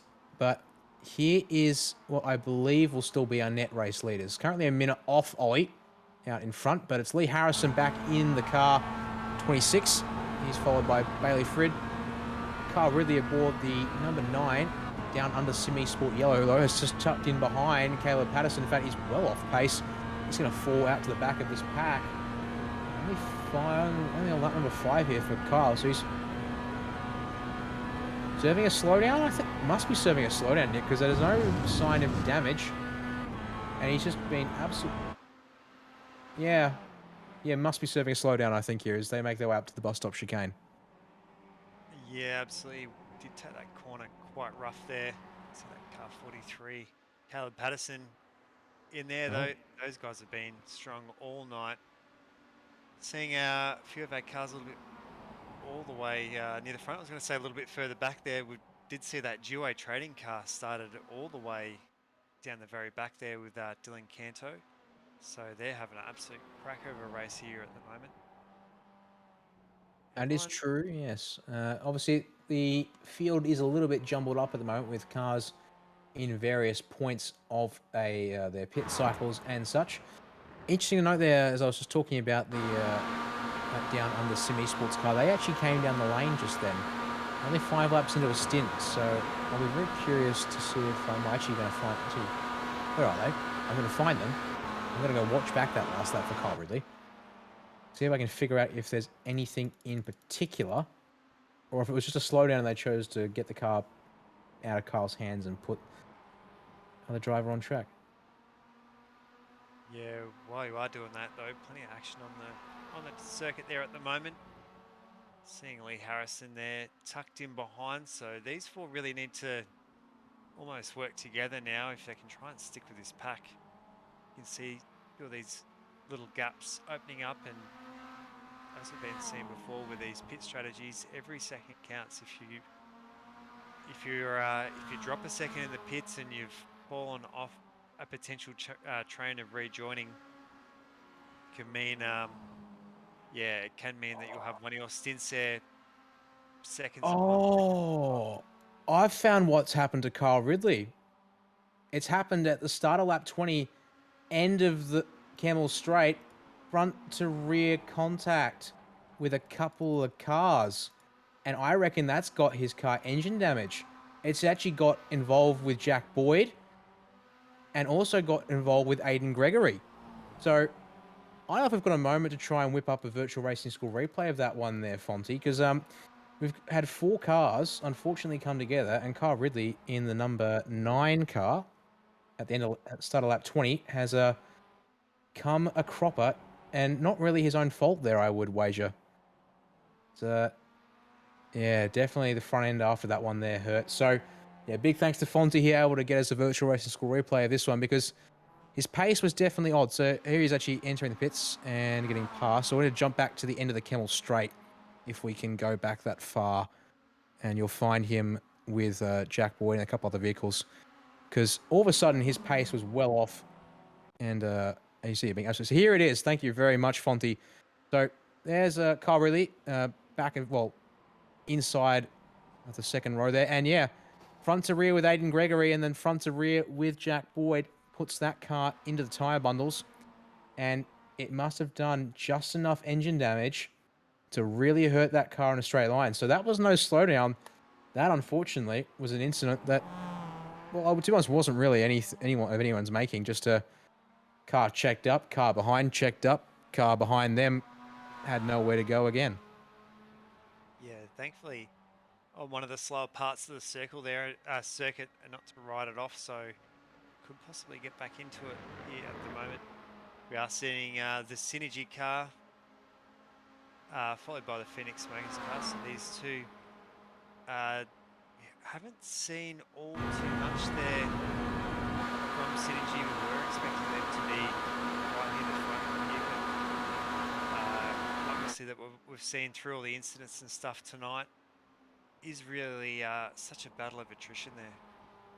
Yeah, a couple of cars falling off the wagon wheel, unfortunately, early on. Jamie Willits in the DJ Sim Duro Racing Mazda number 7 has unfortunately looks to have retired the car. And 17 laps down while we are here on lap 22. And likewise, Team Perhaps, after their earlier mishap, retired 1 lap later. Brody Cook was behind the wheel at the time. So, unfortunate for those 2 cars, but to be honest, it was still good to see. We've got 31 cars currently on the lead lap, although we are in the middle of pit cycle shuffles. Speaking of pit cycle shuffles, at the front of the field, it's time for Ollie McLansborough to relinquish that race lead and bring his car down the pit lane. Now, he's got Neil McKenzie and Scott Harvey behind, also on the same strategy, but they're going to go another lap here. So they're just coming onto the front straight to start lap 23. While we're looking here at the battle between Nick Wood and Damon Mulqueen. And as you can see here, the field, thanks to the different strategies in play, Brendan Hobson is behind the wheel of that 88 Synergy Sim Racing Mazda.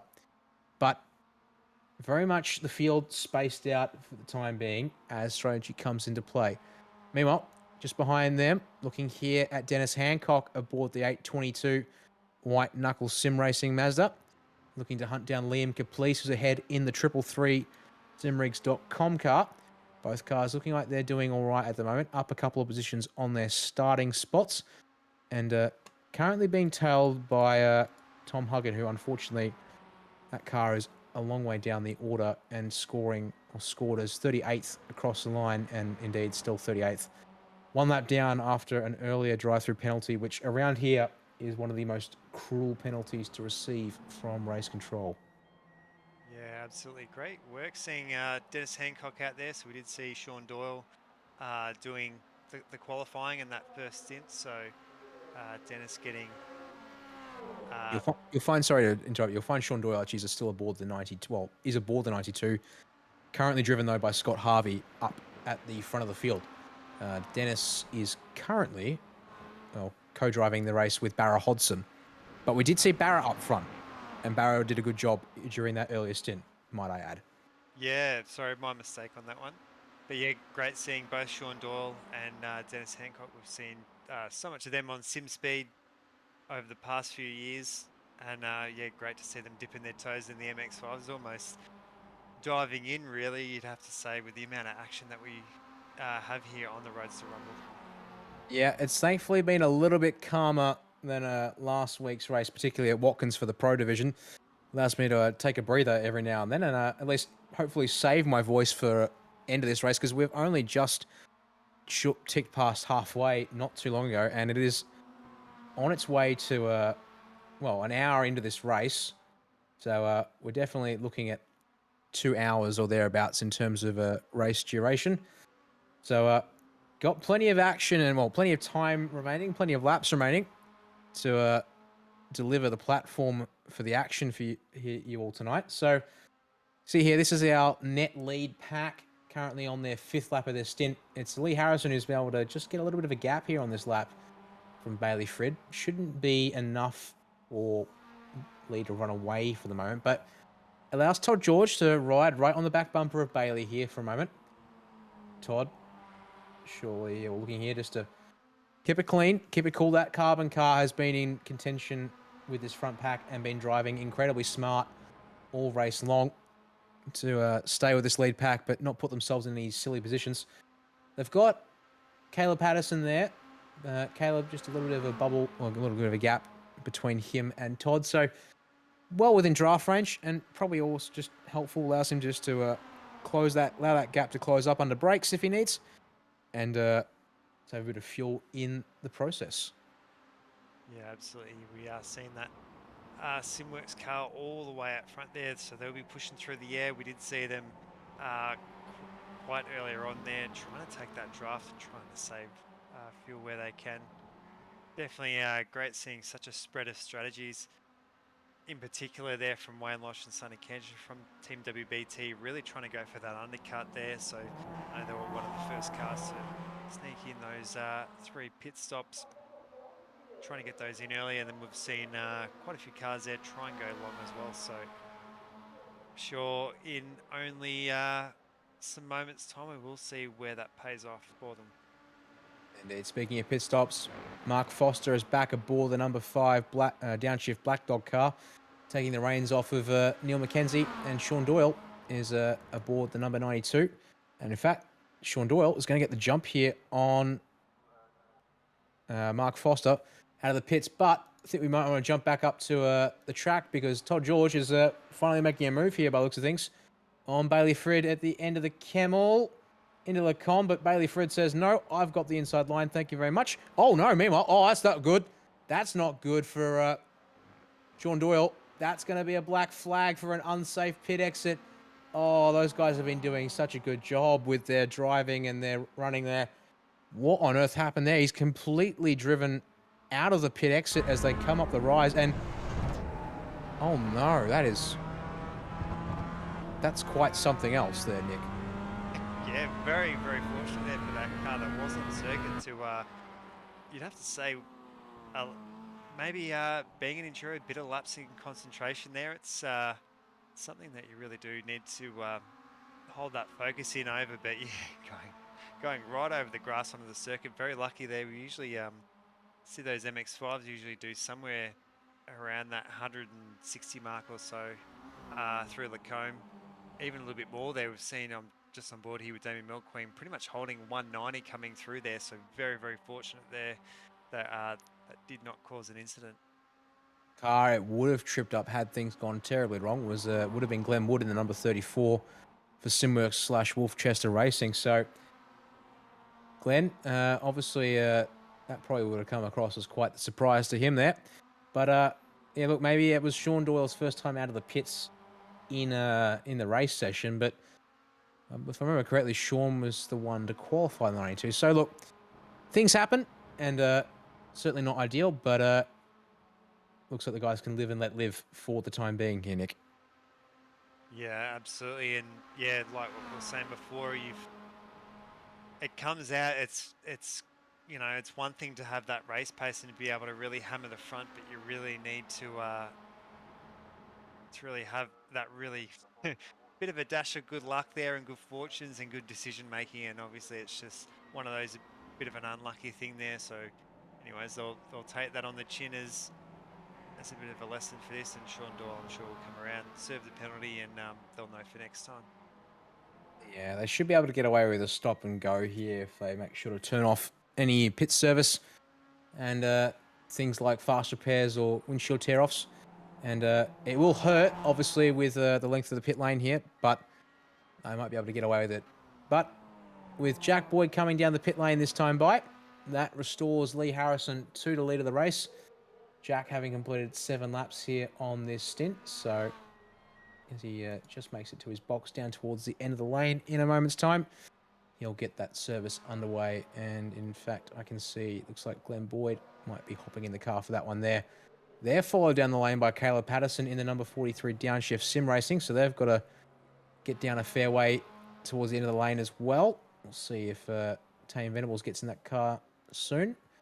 And the answer is, might just be doing that in a moment's time as well here, because it looks like I'm ahead of my copy of the broadcast feed. So I hope I'm relaying information to you all, ladies and gentlemen, in the correct time, and not actually coming to you from the future. Meanwhile, a replay here from the pit lane, possibly. Dale Carpenter aboard the 111, although this may be live.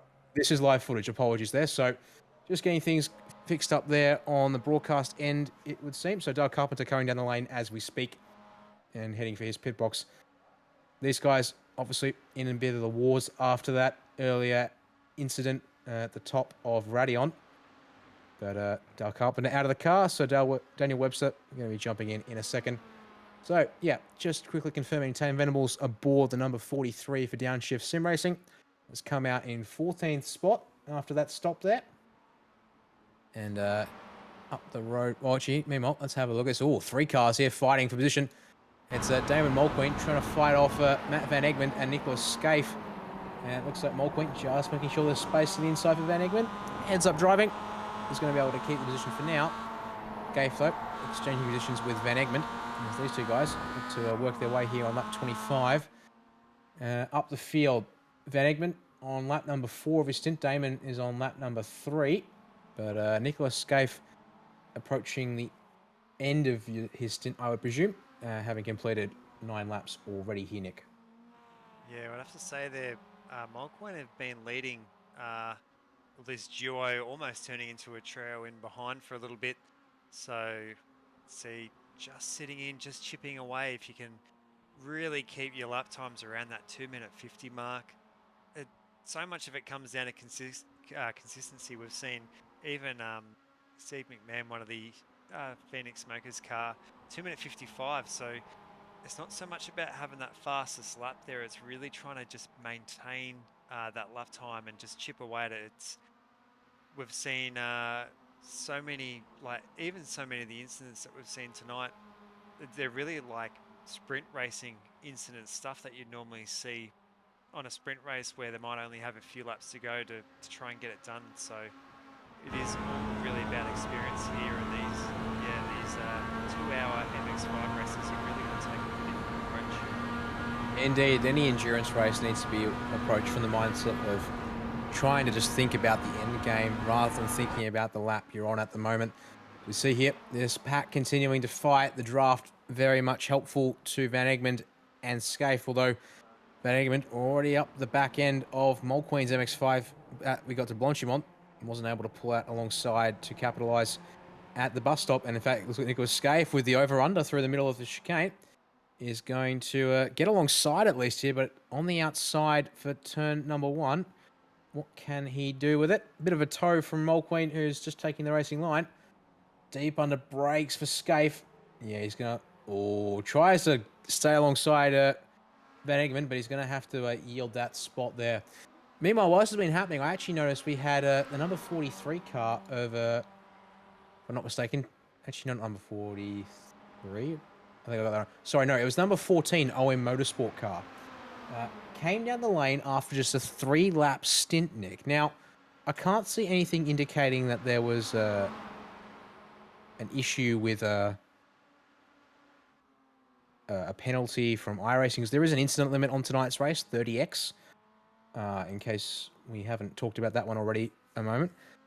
So they've had good pace earlier on, and they actually now completed stop number 3 just then. So maybe thinking they took a short stop there of 13 seconds, looking to perhaps, Nick, push this car now to the point where Ollie can jump back in at this possible point. And because it does look like Ollie does have the pace over Cooper at the moment, and indeed Ollie was the driver to qualify the car. looking here to maybe get to lap 33 and then put Ollie back in as soon as possible to finish the race off, you think? Or something else maybe at play there? Yeah, possibly trying to even up their numbers. We've had a few instances there where had cars forget to put fuel in or forget to get tyres in, so could have been even one of those little mistakes. We'd have to say he's getting on in the night a little bit, so like these little mistakes really do creep in towards that pit strategy as well. Great work there, seeing Damien Mulqueen still holding the fort here at the moment at the front of this pack. Indeed. Matt Van Egmond looking to continue to apply the pressure, and Nicholas Scaife behind him looking to capitalise if something goes wrong. And then for good measure, Mike Pepper now aboard the number 9 down under Sim Esport yellow car that unfortunately we caught up with a couple of laps ago, getting tangled at the end of the Camel Straight, being followed by Steve McMahon in the 308 Phoenix Smokers car. So, Scaife, in fact, Mulqueen, Scaife, Pepper, and McMahon in this group have all taken 3 pit stops in this race, if I am to believe my timing at the moment. I don't recall any of these cars. Actually, correction. Yeah, okay, correction on that one. Sorry. Mulqueen and Pepper and McMahon have taken 3 stops. Unfortunately for the Sav RT car that Nicholas Scaife is currently aboard, one of those times down pit lane for me, according to my timing software, so to double check, was a drive-through penalty from race control. So they've got 2 compulsory stops left to complete. Everyone else in this battle pack, bar Van Egmond, has 1 stop left to complete here. So they might be on the back foot in the next couple of laps. Although in saying that, Nicholas Scaife starting his 12th lap of a stint here. So we'll have to come in surely this time by to get that Mazda refueled, as well as fit new tyres and possibly do a driver change for good measure here, Nick. Yeah, absolutely. Would have to say for, I think it was Andrew Hobby that did get that penalty a little bit earlier on. So it has been quite a learning curve for him. We've seen him so competitive in some of our previous, in the TCR car as well. So it's a real absolute gun there on the World Touring cars. Really just trying to get his hand, his hands and his head around here on the MX-5. So they're going 3 wide. Very, very lucky there not to take. So lucky there not to cause an incident through that there. So Nicholas Scaife having his rebar very, very close there. Mix. So we'd have to say this is going to really set them up for the rest of the season, because not forgetting points are going to be on the line for this round 1. But yeah, as we were saying before, even a slight mistake like what we saw has now cost them with that drive-through penalty. Indeed. Well, speaking of strategies, we did have a change in the lead at the end of the last lap, and that was on track, but immediately afterwards, driver into the pits. Lee Harrison bringing the number 26 Simworx Penrite Extreme Racing Mazda. Got to appreciate Lee there, pumping in as many of the sponsors he can into that team name there on iRacing, but plenty of sponsors aboard that car to represent, and represent proudly for good measure. So, well, why the heck not in that case? It leaves Todd George is out in front in the 226 for Carbon Potatoes. Currently working away on lap 10 of the current stint. So, looking like, yeah, Harrison and Ola consistently going 9 laps apiece here, as it's going to be Lee at his pit box now. Jacks go up for 2 tyres on the left, and car or driver change happening in that pit box, but need to come back to this fight here on track, because it's still going on. McMahon and Pepper going at it for 19th place, as up ahead. Oh, that's Scaife really deep on the brakes into the bus stop. Very lucky not to collect the rear of Van Egmond, and would therefore get absolutely pinged by race control, you'd think. But both of them coming into the pit lane here for their pit stops. So that's number 3 for each of them at this time. So they're almost in sequence with the race lead in that case, just unfortunately not quite there in terms of track position due to various factors, be that drive-throughs or incidents. That's going to leave Damon Mulqueen up ahead of Steve McMahon. A little bit of a breather there now, and Mike Pepper in behind McMahon there, but expect these guys to close back up, I would expect, as the laps go on. Oh, meanwhile, I've just been looking at the lap total, or the lap data from the Down Under Sim Esport car. That's a second car tonight that I've just checked is going to get a post-race penalty from race control because Kyle Ridley there in the number 9 did laps 1 through 20 consecutively without changing over, put Mike Pepper behind the wheel. So that's another strategic error and failing to read the race control or the driver's briefing instructions that were published by race control before the event got started here, Nick, unfortunately. Yeah, absolutely. It is when you have a team together that you should both understand. It sounds simple to say to understand the rules with your team, but usually with these team races as well, it's usually one person's driving and one spotting. So usually while you've got your person spotting, they're double checking and triple checking the rules as it goes along. But yeah, these little mistakes happen, and I'm sure we'll see. This won't be the only enduro we'll have. Definitely can learn from next time, but yeah, it is to finish up on the end of the night and just to see those little mistakes, which were quite preventable, I'm sure would be a bit of a kick to the confidence. But it is a really long season, and we'll definitely see a bit of a shake-up come all these sprint rounds. Indeed, yeah, they should hopefully be able to recover as the season goes on. But yeah, it's one of those things you don't want to start out with if you can avoid it. And one of those things that the admin team does a good job of publishing all the information that the drivers are going to need to clear any of the league requirements. So yeah, I'm sure in hindsight they'll be kicking themselves, but just need to come back from it, make sure they've learned their lesson, and finish stronger next time around. Did know there is another car out on track, but it looks like for some reason the pardon me, where is that car number gone? It's a team Christopher Tomlin. For some reason, we only have one driver registered for that car, so that will be disqualified at the end of the race, if I'm not mistaken. Well, actually, it says here it won't be disqualified automatically, but the admin might have something to say about that one there. Meanwhile, let's have a look here. Henry Fenson aboard one of the brothers racing cars. This one obviously being Fenson Brothers Racing. Bringing it down the lane for him here. 8 laps complete. And this should be stop number 3, if my timing is to be believed.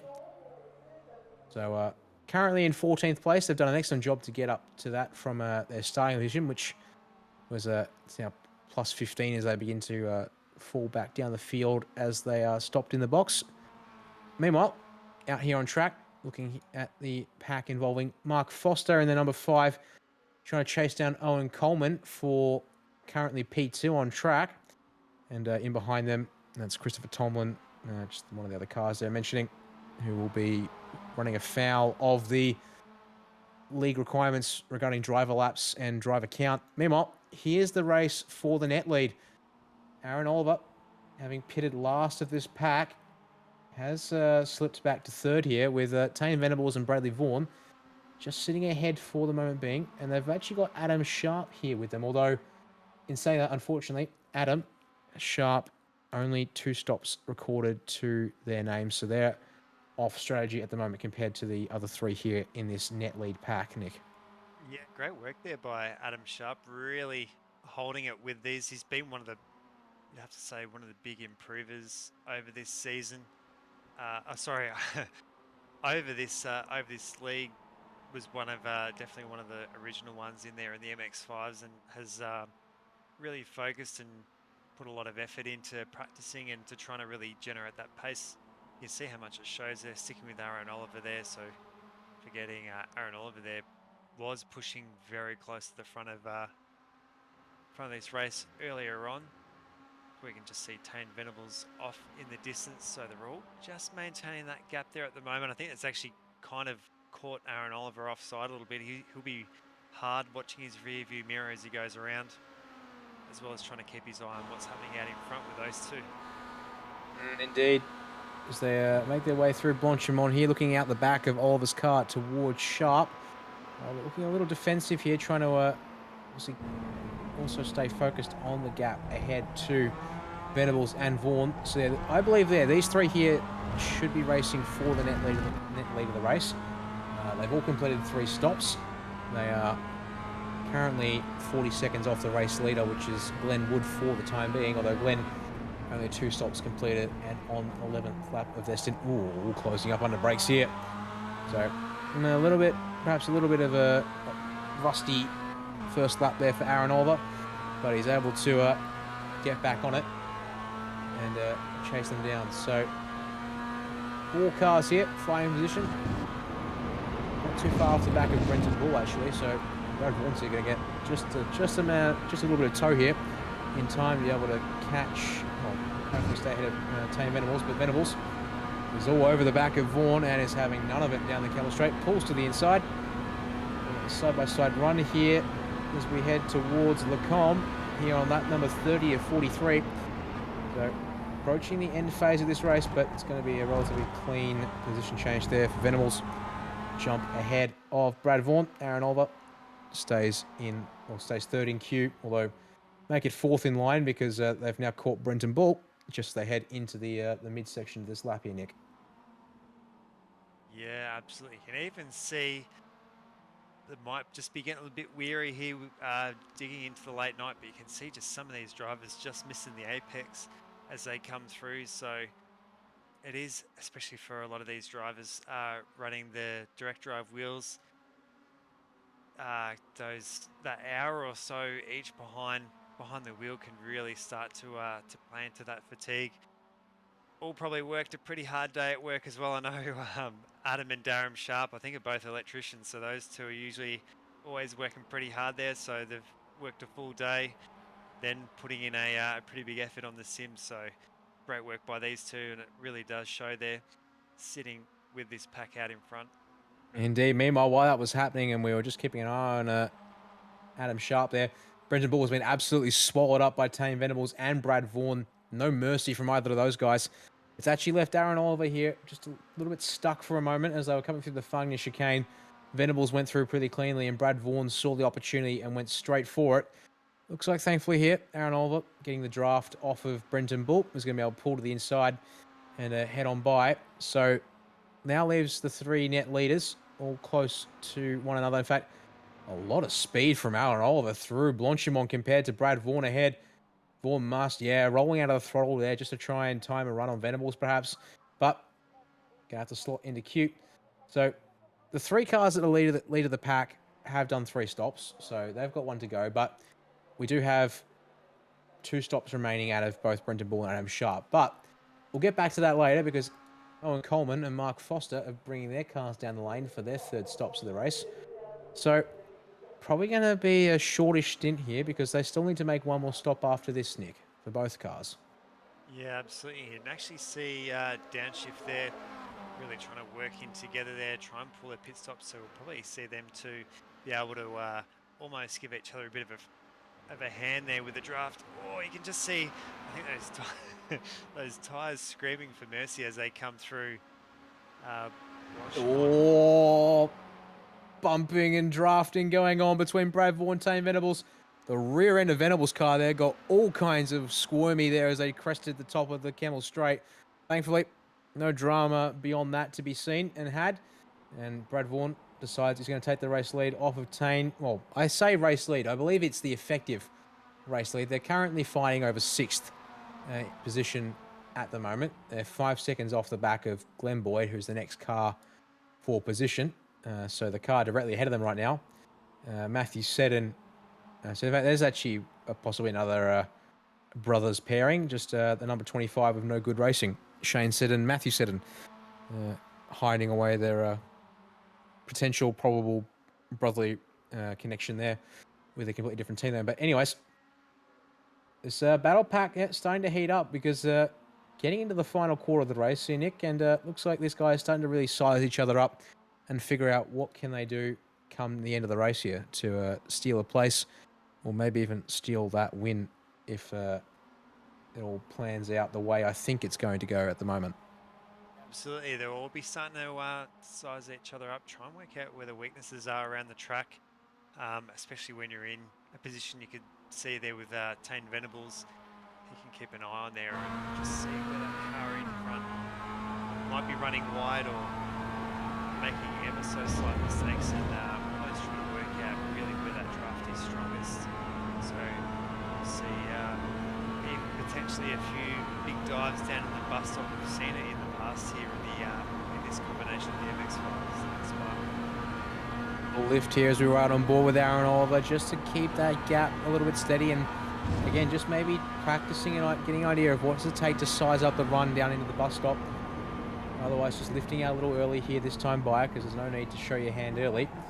But definitely taking advantage of these laps here to get an idea of what to do. Meanwhile, cars into the pit lane.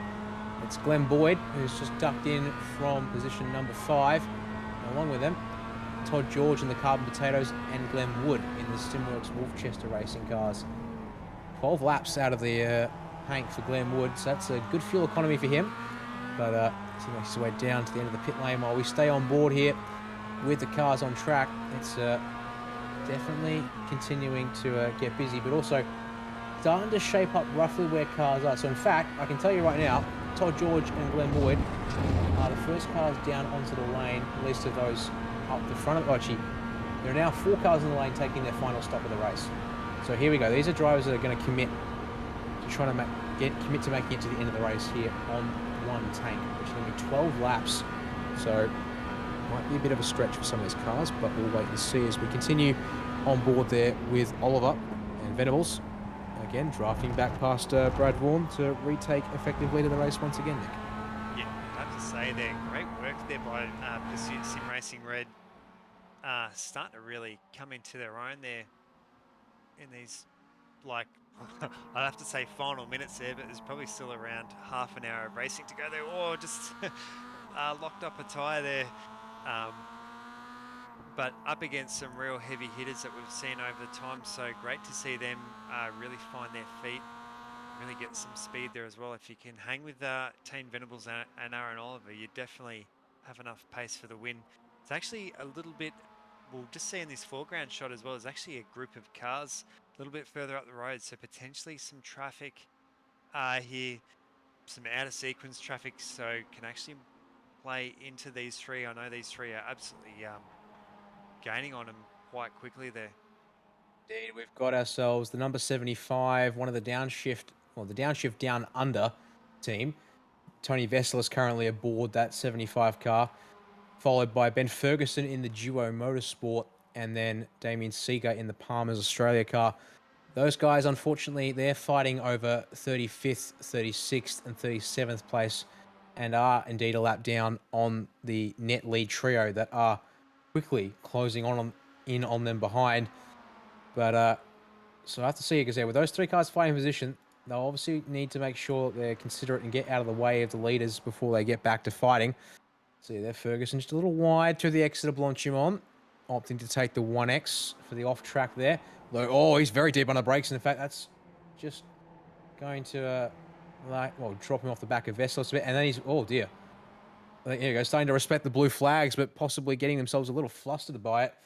Meanwhile, directly behind them now, Tane Venables has got Brad Vaughan at his bumper, and then at Brad Vaughan's bumper, you'll find Aaron Oliver for good measure. So these guys looking to time their runs here as they clear the traffic. Seeger opts to go very wide there at La Source, take a 1X, but get well out of the way. So good sportsmanship there from Damien.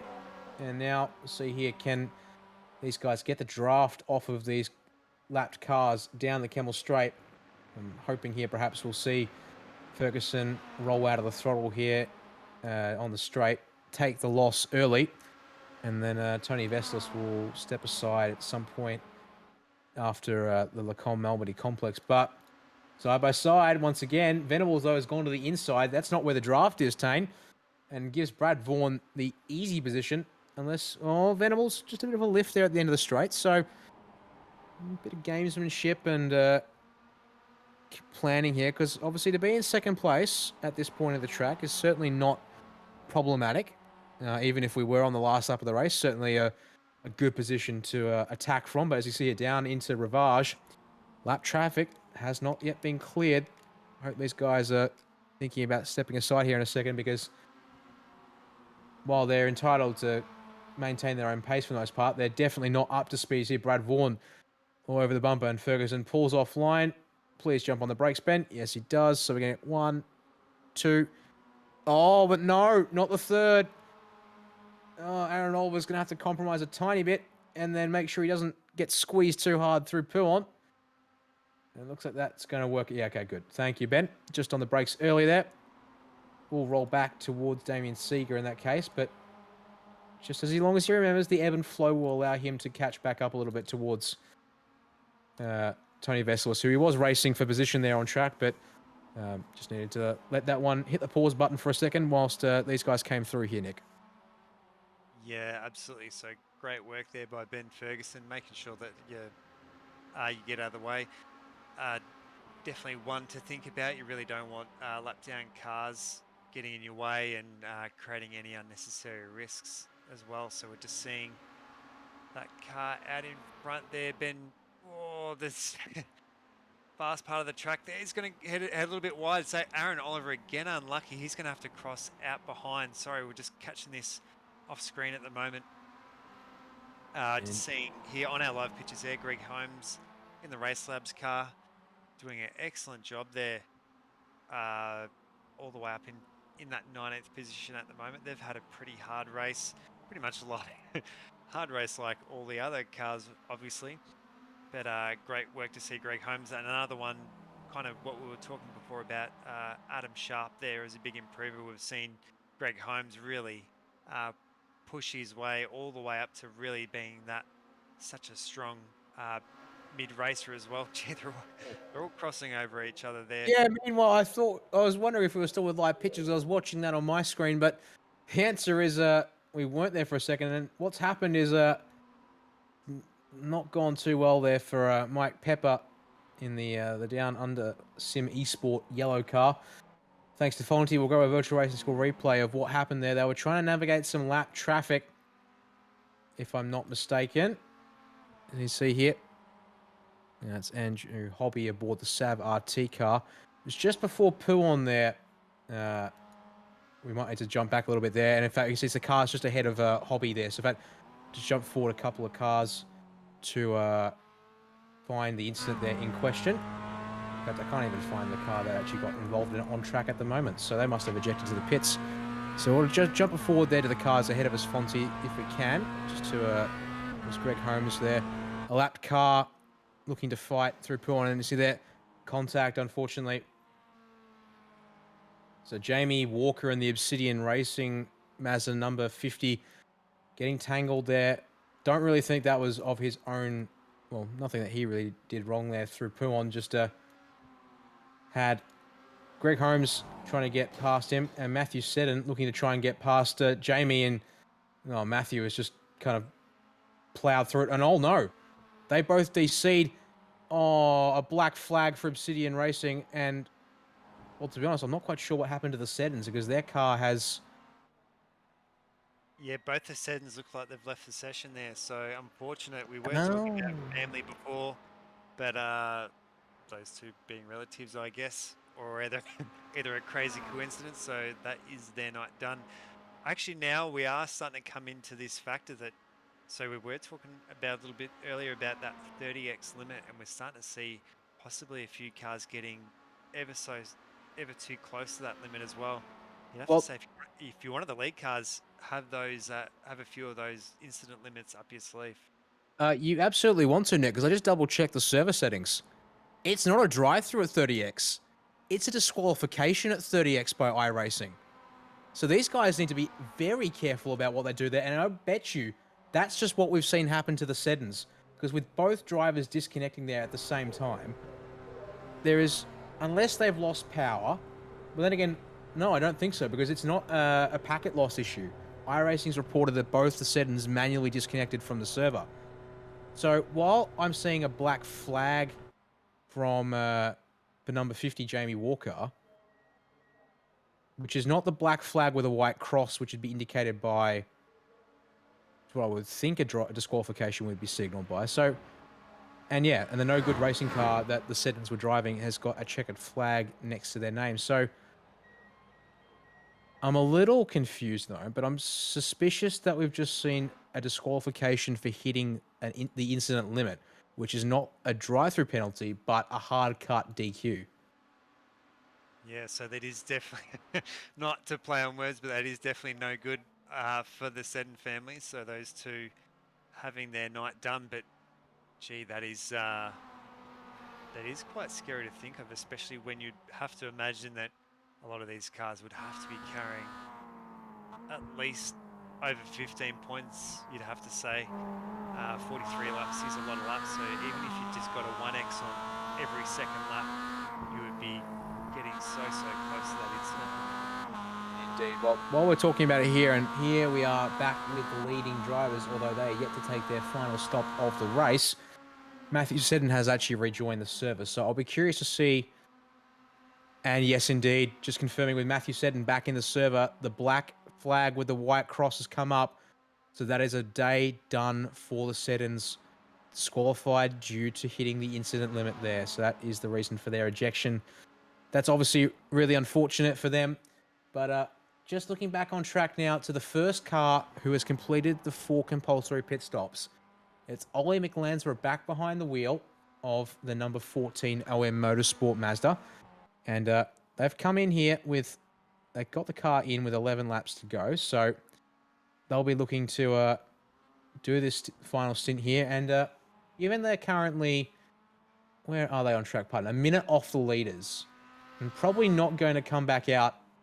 The leaders should get out ahead of them. And given that the leaders are continuing to race, they should be all right to, well, let's see this. Bailey, let's see, with the, going back to the front of the field, if I may, the number 100, Bailey Fred will have to get back in the car because otherwise Bradley Vaughan will exceed the maximum laps in a stint. And speaking of which, there we go. Brad Vaughan into the pits from the race lead. He's going to hand that to Tony Venables, getting my words all wrong with his other cars behind. Tony Venables is going to have to hand the car to Caleb Patterson to finish the race. Otherwise, they will breach the 13 laps per stint per driver rule. Aaron Oliver is free to hand the car to Lee Harrison to finish the race. And I think Lee might be the slightly stronger driver here tonight based on pace at the moment. But again, with these things, they sort of fluctuate a bit. But nevertheless, Aaron can't stay in the car. Otherwise, they'll get penalised as well. So shaping up for an interesting finish. Yes, up over the hill, Aaron Oliver looking back and forth, trying to time a run here on Tane. Has to sit back and wait for a second. It allows Damien Seeker, who's currently just trying to possibly get their lap back here, if I'm not mistaken. Yeah, if Damien can get past these two, he'd be on the lead lap of the race. But opting to sit behind and allow these two to go about their business and just to get the tow along here, Nick.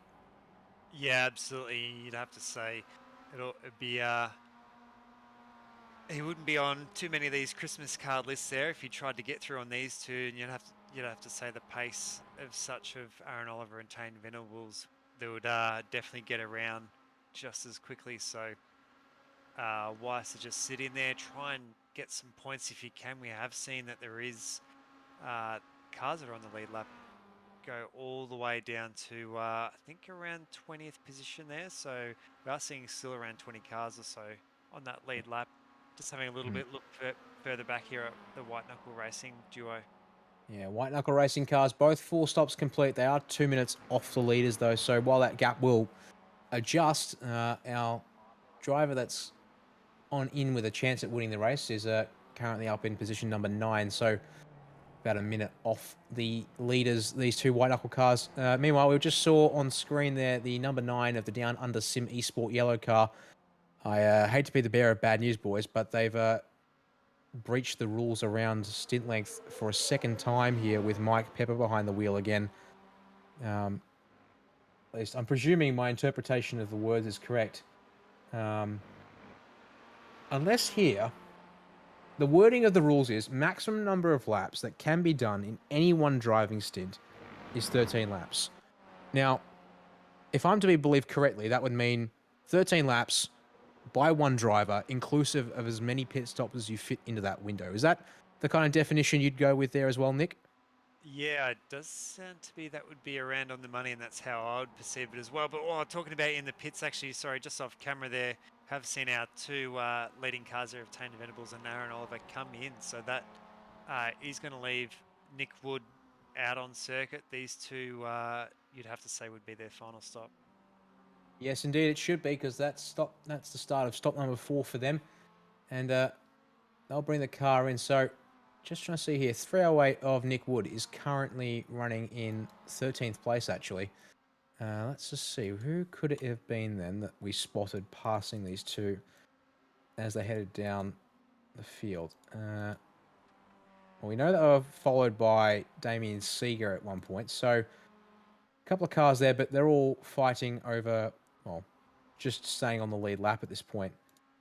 All right, so we'll get back to that one there. So, yeah, I think, as you see here, the number 9 car back on screen that I was just talking about, I believe, unfortunately, has infringed the driving stint rules twice in this race because the drivers are opting to get their laps done in single blocks. So that's really unfortunate in the sense that obviously these guys had decent pace. Unfortunately, they have been victims of an incident, but now it looks like that they're going to fall foul of some racing regulations for this one here.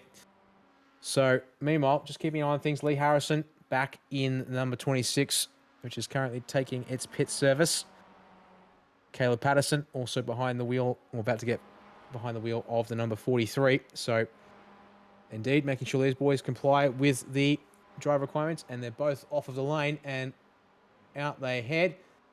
Are they going to get passed by Bailey Frid? In fact, they've actually both been passed by Jack Boyd. Now, Jack came into the pit lane.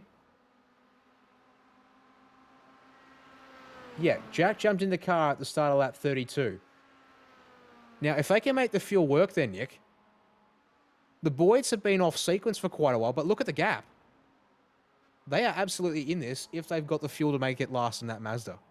Yeah, you'd have to say about 6 seconds or so up the road. So would have to say that those cars in behind would almost have to pull a second a lap to actually close that gap, which is quite a lot to ask for. As well, you can see Boyd does have a couple of lap traffic cars, or sorry, not so much lap traffic, but potentially out of sequence cars there. So, or run super wide there. He'll be getting a 1x for that. He will indeed.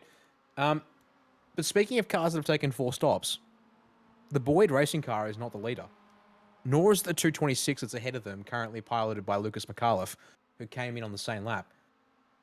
Our leaders are the number 14 of Ollie McLansborough and Cooper Allen. They're currently on lap number 4 of their stint, so they've got a little bit of fuel to spare. They came in on lap 34, so that's 10 laps to go. They're currently 10 seconds up the road from the pack of cars that I had pegged as being in with, well, the strategy that seemed to be the winning strategy, and being in the group indicated they'd be on to win this. But here's your net race leaders. Unfortunately, they blink in and out for a moment here with Ollie behind the wheel. So if the boys back there they're now 7th, 8th, and 9th, want to have a chance of winning this, they're going to have to find 15 plus seconds. And I don't think that, like, no offense, obviously they're quick, but so's Ollie. So I think Ollie, to be honest, this one's theirs to lose. Yeah, absolutely. What an upset as well. To kind of almost come out of nowhere. Motorsport, Ollie McLansborough. I haven't seen too much of Ollie in previous seasons. We did see some really good pace in round 0 there. So absolutely be such a great start to the championship if they can just keep it pointing straight here at the moment. What an upset. Upset indeed. I mean, yeah, the fact that I had to sort of do a double take when I was looking at my timing tower to see who it was again that had taken 4 stops, and the answer was it wasn't Jack Boyd that had jumped to the race lead, nor Lucas McAuliffe. But yeah, an absolute credit to Ollie McLansborough and Cooper Allen. They've kept their nose clean. They've kept that car fast, and now Ollie's back in the car to finish the job. Lap 38 of 43 means that we've only got 6 and a bit laps, well, less than 6 laps to go here. So not long left in this race. We're talking a bit over 15 minutes now to the end. So yeah, it would take a monumental charge from the boys who are further back in the field there to get this to pull this off there. And indeed, I can see here pit stop times, and this explains it a lot actually. Pit stop times, the cars that just pitted, such as Lee Harrison and Caleb Patterson, and Bailey Frid only 1 lap prior to them. Only a second, 2 seconds shorter than Ollie McLansbrough's stop. So the driver change and the tyre changing, it looks like, yeah, Ollie and Cooper here, they've absolutely nailed the timing on this final stop, that they get the car filled up, and the tyres, which I presume is either tyres or the driver change, which has been the is the thing that really sort of determines how long the stop is. They've absolutely nailed it to perfection in terms of when they needed to bring it in to maximize position on track. And as we see, well, staying with live pictures, I hope you all still have live pictures here, folks, because my copy of the broadcast has frozen for a second. I'll hopefully let you know in a second if we're all still good here. Yeah, we do actually have on our live pictures frozen. I do have mine are still coming through at the moment, so I've had all kinds of between this and I think my JRT timing was out for quite a little bit. Has been always just that little bit challenging. Here we go. We are coming back onto some moving pictures here. Okay, that's good to see, because excellent. So apologies about the interruption there, folks. Hope you enjoyed the screenshot of the of Jack Boyd there, and trying to hunt down Lucas McAuliffe, and well, indeed has closed that gap quite nicely. But it's Ollie McLansbrough out in front and now in the lead of the race, thanks to the pit stop from the downshift sim racing car of Owen Coleman and Joel Smith. So apologies here for issues with the broadcast. We'll, if you can still hear us, we'll try and keep you up to date on what's happening out on track as the racing continues here at Spa-Francorchamps for the season opener of the Simworx Roadster Rumble. In the meantime, we'll, yes, keep you posted. So, not the way we wanted to end it, but just having a look here further afield. We've got the car 92, Scott Harvey in the White Knuckle Sim Racing, looking to get past Glenn Wood. Oh, down at the bus stop. Harvey's completely run it too deep, though, unfortunately. And he's going to have to, well, lose a lot of position on track. So that was a position and fight there down in the field for, apologies, 18th position. It's not going well there for Scott. Glenn Wood was he was fighting with, having just come out of the pits for his final stop of the race. So to recap once again, all drivers now looking to have taken their final pit stops, barring a selection of drivers. It's Ollie McLansbrough in the number 14 OM Motorsport Mazda currently leading the race. They're 10 seconds clear of Jack Boyd in the number 58 Boyd Racing car, who will be probably stretching the field here at the end of the race, but nevertheless should have the numbers to get themselves home.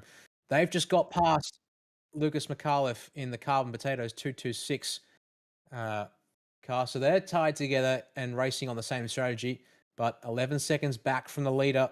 McLansbrough continuing, look like he's stretching that gap out. So we've got a fight for second. They're being hunted down by Lee Harrison in the 26 Simworx Penrite Extreme Racing Mazda, who's followed by Bailey Frid in the number 100 Pursuit Sim Racing car. They've got Caleb Patterson there for company. So those three cars looking to try and get back onto the podium if they can hunt down McAuliffe and Boyd. Sonny Kanchan, I had some doubts about that strategy that they were trying to work with the number 68 car for Team WBT. They're currently running in 7th. It's not quite where they want to be, nearly half a minute off the race lead, but just seeing here, Nick, so yeah, with everyone more or less stops done, order looking relatively stable apart from the battle packs that are currently on track, if you still with us in the server. Yeah, absolutely. So yeah, that is that really big battle here that we have at the moment for that second place. Ollie McLansbrough trying to get away from it. Still 10 seconds adrift here at the moment, but then we'd have to say between Jack Boyd there and Lucas McAuliffe, only about half a second or so. So those two sticking together. Lee Harrison has whittled that lead between second and third, fourth. Is still around that 5 seconds, around that 4 seconds or so. Almost so close yet so far there. He'll be pushing really hard. Try and get that podium position though, but you'd have to say 5 seconds now. With only under 4 laps to go, is going to be a pretty hard task. He still has Pursuit Sim Racing Red of Bailey Frid, and then Caleb Patterson from downshift right on his tail at the moment. Yeah, so we've got that trio of cars. They're now working their way onto the Camel Straight at the start of lap 40. It's Lee Harrison leading the trio, and in fact, has actually put Bailey Fried in a bit of a rough spot because he had the run up the Eau Rouge Radion, but nowhere to go. And Caleb Patterson is looking to try and make the draft down the Camel work, but has to tuck back in at Lacombe. So those positions are unchanged for that trio. So battle for second looks like it's going to be what it is, because with these three fighting over fourth, they're not closing in on McAuliffe or Jack Boyd, who are just disappearing out of shot, I would wager, for Harrison. And great to be able to have live pictures back with you here now. See here, the number 26, and here is our race leader, the number 14, Ollie McLansborough. Looks like to have absolutely nailed the strategy here tonight as he works his way down. Pouon on lap number 40, 3.5 laps remaining in this season opening enduro race. It's definitely been strategic. Thankfully, able to say that not too dramatic in terms of accidents and incidents. Unfortunately, there have been a few along the way, but they seem to have been dealt with by race control pretty promptly. And just see as the paint's reloaded. Well, apologies for the white cars you'll get in a couple of spots here, but trading paints will be do trading paints things as it likes to do. Hey, Nick. Yeah, absolutely there. So we are seeing car 14 there of Owen Motorsport, Ollie Lansborough.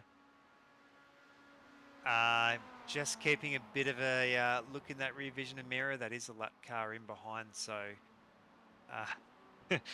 he'll be, you could just imagine that heart rate would be getting up there, not wanting that car in behind to outbrake themselves. Gee, aggressive over those curbs as well. You don't want to go too hard. They are a radial tyre and road suspension, but you don't want to bash too hard going through those tight sections. That car 27 in behind is sitting in at the moment, but surely will be respectful enough not to make any strong moves. That is the Sholton Lewis team racing there of Chad Lewis, so have not seen too much of them. Quite newcomers here to the Simworx Roadster Rumble. Yes, indeed. Unfortunately, Chad currently running in P36 and down 19 spots from their starting position, and now being behind Ollie 2 laps off the lead. So certainly not where they'd want to be by any means. Good to see they're still committing to the end of the race by the looks of things. We have a couple of cars that have decided to retire early. Well, we've had looks like 3 retirements and 1 disqualification due to incident limits, if my timing is to be believed. Although, let me just have a quick look here. Adam Sharp, Darren Sharp disconnecting one after another on the server. I will admit, I'm a bit suspicious. And oh no! Meanwhile, whilst we're looking here at the lead pack of drivers, Donny Canchin has received a meatball flag contact there just out of the common and Malmedy for this leading trio of cars. They make their way now down the hill. And Lee Harrison having to defend aggressively from Tane Venables. So, just a side note there. Unfortunately, while Sonny Canchin and Wayne Losh definitely on the back foot with a question mark with regards to strategy, something has gone horribly wrong and they've had to... it's given up 7th place for them, and not quite the start that either of them would be looking forward to this series. But we need to keep our eyes here on this fight because it's now... Well, it's still a fight for 4th place, correction, but starting to turn up the wick. 2.5 laps to go here, Nick. Yeah, absolutely. And that has actually promoted the Synergy sim racing team there of Brett Hobson and Damien Mulqueen there. So they'll be sharing those points up into 7th place. Brett Hobson, definitely a championship contender, shows so much pace and consistency throughout. So they've probably a little bit further up they would be hoping for, but still to get 7th after everything that's happened tonight, still nothing to turn your nose up at. These 3 are just spreading out a little bit as well. You can actually see about 0.6 of a second there. You'll see actually Bailey Fried will just absolutely close that gap to Lee Harrison there in front. See that downshift car there of Caleb Patterson also reeling him in as well. Hard on the brakes, so you can actually see that speed difference all the way back to Caleb Patterson as they go through the bus stop chicane. Yes, indeed, they will. Coming out onto the front straight to start lap number 42 of 43. Penultimate lap. It's time to put your overtaking practice to, well, get some final practice in for an overtake maneuver. Where do you do it? Do you do it down the Camel Straight? It's the longest Peter straight road you've got and the best draft opportunity. Do you try and save it for the bus stop, chicane after you come through Blanchimont? Bit of a gamble if you wait until the very end of the race, of course, but might pay out for you at the end of it if you can get the run right and you can make the move stick. Meanwhile, up in front, it's still almost 11 seconds from Ollie McLansbury to Jack Boyd, so nothing changing there unless something goes horribly wrong for Ollie, but he's got relatively clear track ahead of him. So our focus needs to stay here in these fight packs. Bailey Frid opting to take the early lead here on the penultimate lap as we head down to the Camel Straight. Lee Harrison more than happy to allow him to lead these cars through the infield this time by. And up ahead of them, Lucas McAuliffe just riding with Jack Boyd, but holding at a gap of about half a second or thereabouts. Just staying in the mirrors, but hopefully for the entertainment's sakes, Lucas has got a little bit left in the cards to challenge Jack, but Jack looks to be relatively comfortable up ahead. And then behind these three, Brenton Hobson looking to put the pressure on Nick Wood for 7th. In fact, if I'm not mistaken, that's been a change of position there actually between Nick Wood and Brenton Hobson since Hobbo was ahead. So those two guys have been in close contention, the 308 and the 88. But they are now, looks like they've changed positions. But for someone like Hobbo, that's not a bad thing because he's got plenty of opportunities to draft past that car. So here we are again with the race leader, Nick. Ollie McLansborough, that's a fantastic statistic to be able to put up. Thank you, Fonty. Started in 29th today. 29th in this field of drivers, and to be able to come through on strategy and good pace, to come out 10, 11 seconds ahead of drivers like Jack Boyd and Bailey Frid and Lee Harrison and Caleb Patterson. Lucas McAuliffe in there too. Apologies for skipping over you, Lucas. And guys like, and Nick Wood and Brendan, all of these guys, they've been up the front as well. That's a remarkable achievement. Here as he comes through the bus stop chicane to take the white flag of the race, Nick. It looks like it's pretty smooth sailing here to the end. This would be a really critical lap there for Ollie. Just got to, over 2 hours in, 2 hours and 6 minutes in, so just one more lap. Just got to keep the pace in. The pace has been really good there, 249, 488 on the last lap, so has been completely in the mix here the whole time. We're actually seeing there Jack Boyd under a lot of pressure there from Lucas McAuliffe. I have to see actually one thing to note, maybe on the last lap there through Blanchimont, if you do have a 1X up your sleeve, you can actually run it really, really wide there and actually try and throw the car around there and try and maintain that momentum there. You see Lucas about 4/10 of a second, so he's going to be well and truly in that draft zone as they come down the Camel Straight. And then these three have been pretty much fighting the whole night here, so not wanting to throw it away over a little mistake there. You can see Bailey Frid though coming around the outside. See Caleb Patterson coming through as well. Lee Harrison on that inside, he's going to have to take a really shallow line through there. Indeed, Mel up ahead. McAuliffe had a look for half a second, but chose not to press the attack on the Camel Straight this time by. So we've got two packs. Lap car there on the inside, thankfully on the brakes and out of the way. And there's the battle for 7th. Brendan Hobson looking to get back past Nick Wood. We've got ourselves 3, if not 4 battle packs, because we've also got Cameron Edwards and Liam Complete. So they're going to fight over 9th to the end of this race. It's all coming alive here at the end of the season opener for the Simworx Roadster Rumble, Nick. And with this many battle packs, to be honest, I'm not sure where to keep my eyes. Here we are with, goodness me, this is Nick Wood and Brenton Hobson now. Wood back ahead after fending off the attack down the Camel Straight. These guys looking to scrap over this one final position. Meanwhile, looking just ahead for a moment here as well. Bailey Frid still leading Lee Harrison and Caleb Patterson as they head through the Fania chicane. They're running out of options to make the move stick for those guys. And then up in second place, McAuliffe is still trailing Jack Boyd gaps up to around half a second. So it's going to have to be a bit of an ambitious lunge from McAuliffe to make that work as we continue to watch Hobbo and Wood fighting over 7th here as they are about to come onto the final straightaway section of the lap here, Nick. Yeah, surely there, Ollie McLansborough would only have less than a kilometre left here. Indeed, McLansborough's coming up to the bus stop chicane currently. We might want to jump to Ollie here if we can, because he's coming into the bus stop chicane. And as I said, from 29th on the grid, fantastic strategy.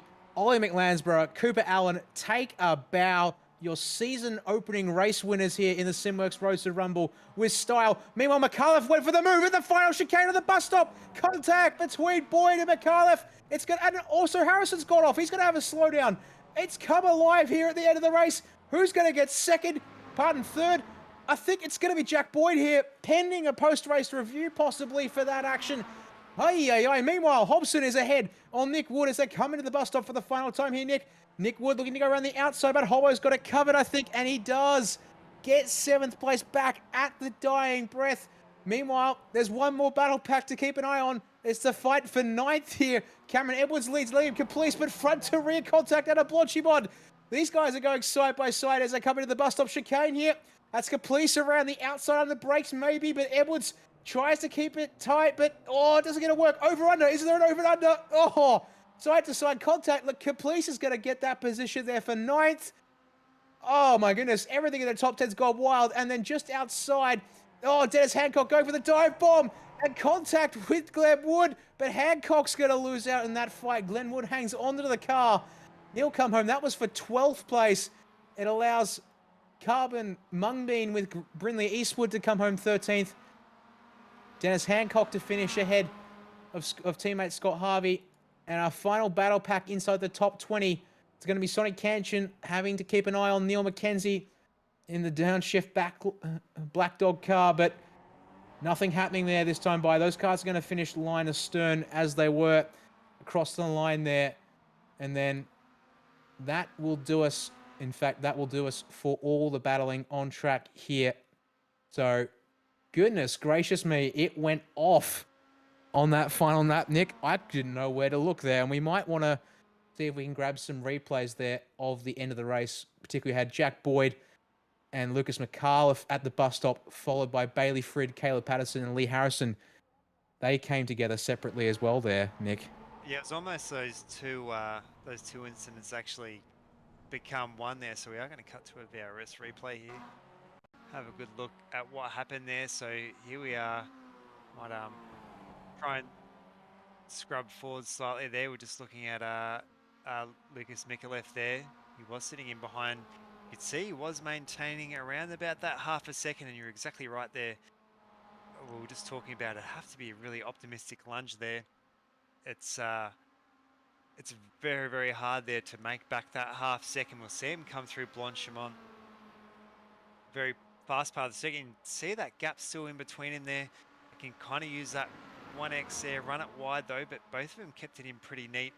And then surely for Lucas, opportunity 6 there. You can see Jack Boyd there covering off, sitting in that car there right on the inside, and then on that rejoin on the circuit there might be a bit on the nose, but it actually, you can kind of just catch, then comes through everyone else. So yeah, Lucas McAuliffe there, big loser and all that, and Jack Boyd will, everyone will have to have a pretty big look at that. Yeah, post-race results probably not official at this time, given what we just saw there. So, yeah, definitely not the way we'll want the race to end there in terms of results. But here they are on screen. OM Motorsport taking the race win by 15 seconds in the end over Boyd Racing at the line. Although asterisks, as we were mentioning there, for these cars in, second through fifth, maybe, and sixth even, might be under review, that entire group. Nevertheless, we'll read through them here. Boyd Racing in second, followed by Pursuit Sim Racing in third. The Downshift Sim Racing Pro Car for fourth, ahead of Simworx Penrite Extreme Racing in fifth. Carbon Potatoes coming home there in sixth, followed by Singy Sim Racing. Well, I say 42. I'm still going to say 88 there in seventh. Phoenix Smokers Racing 308 in eighth position. Simrigs.com 333 in ninth. And the Down Under Sim Esport 99 car there in 10th place as we head over the page there, Nick. Yeah, great work there by Down Under Sim Esport Yellow there of Mike Pepper there in 11th. Then we did see the Wolfchester Simworx car there of Glenn Wood in 12th. Carbon Mung being there in 13th. White Knuckle Sim Racing, or both the White Knuckle Sim Racing cars there in 14th and 15th. Downshift 16th. We Were Guns once racing there in 17th there. And then, yeah, possibly the big upset of the night there, Sonny Canshin and Wayne Losh in Team WBT there, all the way down in 18th. Their strategy coming a little bit unstuck there. Downshift Black Dog in 19 there. And then Savart there in 20th after that penalty at the start of the race. And over the page once more, Team Kiwi Sim Racing in 21st place. Fenton Brothers Racing towards the back of the field here, probably not quite where they want to be in 22nd, but nevertheless, they were up 10 places, I should add, on the grid. Mauler Esports, also another car to come from the back to finish 23rd. Fearless Racing, 24th position for them. Not quite the direction they wanted to go, from 20th on the grid. Extreme Racing, number 13, coming up from 33rd to 25th at the line there, followed by Team KP Tech in 26th, also gaining positions for them. 747 Palmers Australia, unfortunately dropping from 21st to 27th there at the line. And then the last of our lead lap cars as we get into that traffic. Crisscross Racing coming home in 28th place, followed by Downshift down under the number 75 there in 29th, and Duo Motorsport in 30th place. Head over the page, and last of our one-lap cars down, the Mentos Frog Lead Juice Racing in 31st, Nick. Carbon Pumpkins, unfortunately, they definitely had pace to be up front, but 32nd and a lap down for them as well. APTR Motorsport, 33rd, and then the last of our cars one lap down, Carbon Eggplant, 34th, and I'll leave you to the last couple here and get ready to do some interviews with our top three, it looks like. Yeah, absolutely. So we did see there after Carbon Eggplant, Shelton Lewis Team Racing, Obsidian Racing as well, Team Christopher Tomlin as well. They were right up there, having some unfortunate incidents there. Sharp Racing Team, I think, getting a disqualification there, so they're in 38th position. No Good Racing and Team Perhaps. So I think a few of those cars coming a cropper due to that incident limit. Yeah, I think so. And then there should be one last team over the page with DJ Sim Duro Racing in 41st, but 39 laps down. Well, so that's the unofficial results from the race tonight, but it's time to have a chat to our podium, starting with the race winners, Ollie McLansborough, Cooper Allen, OM Motorsport. Congratulations, boys, to be able to come from 29th on the grid, execute a fantastic strategy to walk away by 15 seconds at the end of the race. Well done from us here in the comms booth. How do you guys feel about that one there after coming home? Yeah, I reckon we're pretty happy with that one, to be honest. 29th to first isn't the easiest of challenges. But, you know, Coop and I got it done. Pretty good strategy played into our hand as well. And Coop has ever been Mr. Consistent. And, yeah, we just got to the front and put our heads down. That's indeed. Sounds like a great plan there, Cooper. You took the opening stint of the race. Obviously, when you're in the back of the pack like that, I guess the mission is really to make sure you're looking after the car and not getting it too scuffed up to make sure it's in good shape for later in the race. Was that really the priority for you in that opening phase? Oh yeah, 100%. Starting at the back, there's always going to be something you got to avoid. We did get a 4X, but I don't think it did much damage, so we could just push on. And, yeah, we just kept the nose clean and bring it home. Yeah, indeed. And then, yeah, Ollie, you jump back in the car there for that first changeover, and then just sort of fairly even stints by the looks of things, and really making that final pit stop as soon as you could, looking like it worked to full effect there. Undercutting the leaders by that much, would you credit it to the fact that you're able to pit, you've chosen to pit more or less as soon as you could and bring it home clean on fuel there? Oh, I think, to be honest, Coop and I and the rest of the Few Blokes Incorporated, we do a lot of racing in general, and I think we have the strategy pretty much nailed. Did the same thing at Bathurst at the end of last year as well, and won that Enduro too, so not much has changed, I guess. Sounds like you guys have got a winning strategy worked out there indeed. Well, before we let you go here, boys, have you got anyone you'd like to thank on broadcast for the car and for yourselves here, especially to get this season underway? Yeah, as always, just massive shout out to the boys of Few Blokes Incorporated. Make sure you give them a follow on Instagram. It's 2 on the trot. And I'd like to thank all the hot track mums for all the support, and the canteen ladies for the lovely food. Thank you very much, Ollie. Have you got anything else to add here, Cooper? Nah, I think Ollie's covered it all there. Yeah, just shout out to the boys. Excellent way there. Well done, fellas. Great to see you guys getting the season off to a good start, and hope to see you back in the solo driver rounds, as well as the Enduro coming up the next Enduro, I believe we've got another one in a couple of weeks' time during the mid-season. Good luck and well done. No worries. Thank you. Thanks so much, mate. Yes, well done to the boys there. I'm just bringing in next car drivers we've got in waiting for an interview. Finished third on track. It was the Pursuit Sim Racing Car 100 of Bailey Frid and Brad Vaughan. End of that race there got a little bit spicy, boys. I think you guys were clear of any of the major drama there, so I think you guys have earned third on merit. So well done there. Probably, would you say, not quite where you were hoping to be based on positioning and strategy, sort of in that mid phase of the race, perhaps?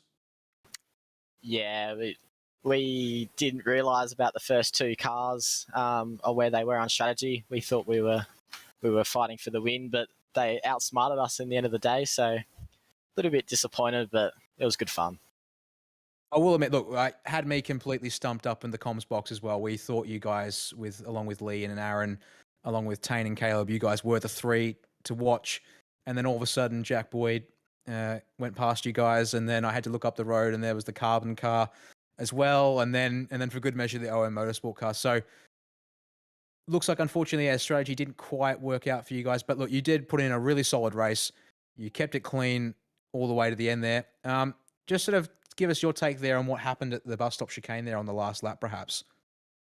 Oh, our strategy was just to defend, get the up to what we thought was P1 down the Camel straight on the last lap, get down to the bus stop and defend, and we thought we had the win there, but they out-strategized us, as Bradley said, so we'll go hard for next week.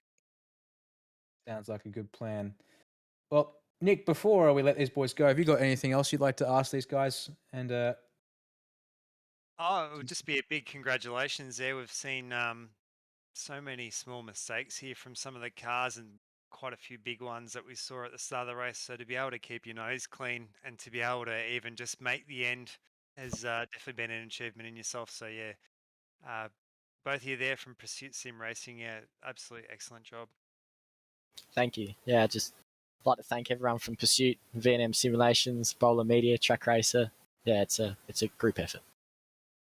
Yep. Cheers to everyone from SimSpeed as well, and Simworx Mazdas for the great league. Oh, glad to hear it, boys. Well, will we see you back for most of the rounds since we head to Barcelona, Catalunya next week, and other tracks for you guys in the Pro Division such as Imola, Road America, Barber, Road Atlanta, just to name the next couple that come up on the calendar, or will there be other things possibly coming up that see you guys sort of splitting duties and time here and there? Yeah, well, we've got to see what we do with your league, Dan, but we'll see in a couple of weeks' time. Sounds like a plan. Well done, boys. Yeah, bit of tough luck there, but kept your nose clean, and yeah, just strategy didn't quite work out there in the end, unfortunately. Cheers. Yeah, absolutely. Cheers.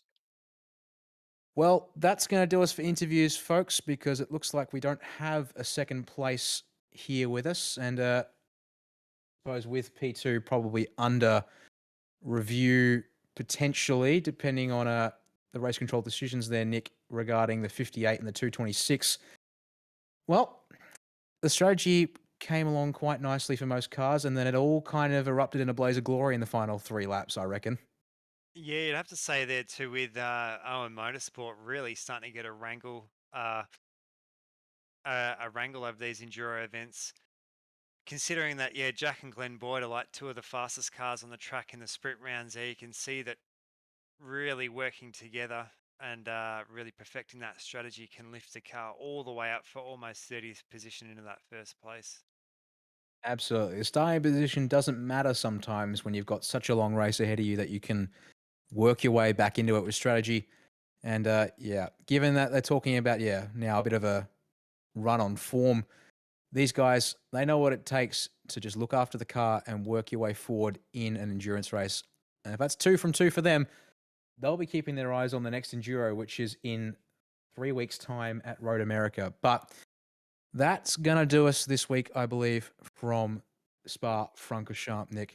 So a big thanks to you for being here in the comments box and to Scott Fontaine for the production here tonight. Big thanks really quickly also to the series sponsors, Simworx, the major sponsor once again, along with Phoenix Smokers, Race Lab, True Clean Auto Detailing, Motorsport Hauler, Rinaldi, Palmer's, Automotive Towing, Aussie Carts, and KP Tech. Great to have so many brands supporting the series. We'll be back for this series next week when they head to Barcelona, Catalunya for a sprint round, Nick. Can't wait to see what happens with the short format racing there once again. Any last words from you before we sign off for tonight? Yeah, we'd have to say Barcelona is going to be an absolute corker there. Such a common combination there of the MX-5s in the officials race. So we'll see, I think, a lot of well-practiced in and probably well-rested drivers there. I think they'll have to take the whole week off this week just to recover. Yeah, might need it indeed, because that was a long one, but then it got pretty exciting pretty quick. Well, that will do us for broadcasting tonight. My name is Daniel Yeaman. Thank you very much for watching alongside me, Nick Skayev and Scott Fontaine in the comms box. SimSpeed is back live on Thursday night for round 2 of the Aussie Car Skip Barber series. Until then, or until next time you tune in, thank you very much for watching, and bye for now.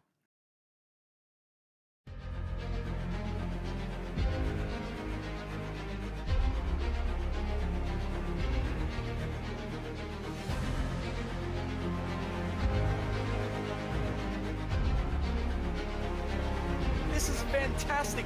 This is GT racing right now. He's got traction. He's got really outside both of them. Maloney. Oh, he's taken Anderson. Anderson's up top. Oh my God. Oh, big crash. Oh my goodness. Half the field's going to get rolled. Section's very close. These guys are want to make their way through the field very quickly. Oh, there we go. Oh, no. That's massive. This is it. This is over. I can't believe this. Oh, my God. God, what? Are you new to sim racing, or maybe a veteran struggling to reach the next level? Have you ever wondered how the aliens reach impressive lap times that seem impossible to achieve? If so, you're not alone. Most drivers reach a certain level and get stuck. But getting faster on track is easier than you think. VRS coaches are some of the best sim racers in the world and offer one-on-one driver skills training at affordable rates to help new drivers learn the basics and help experienced drivers break through to the next level. Are you ready to get faster and get off the iRacing roller coaster? If so, VRS one-on-one personal training is for you. If you've invested in your equipment, it might be time to invest in yourself. Just go to virtualracingschool.com and sign up for a 30, 60 or 90-minute session with one of our world-class coaches, and you'll learn exactly what to do for faster lap times and more podiums.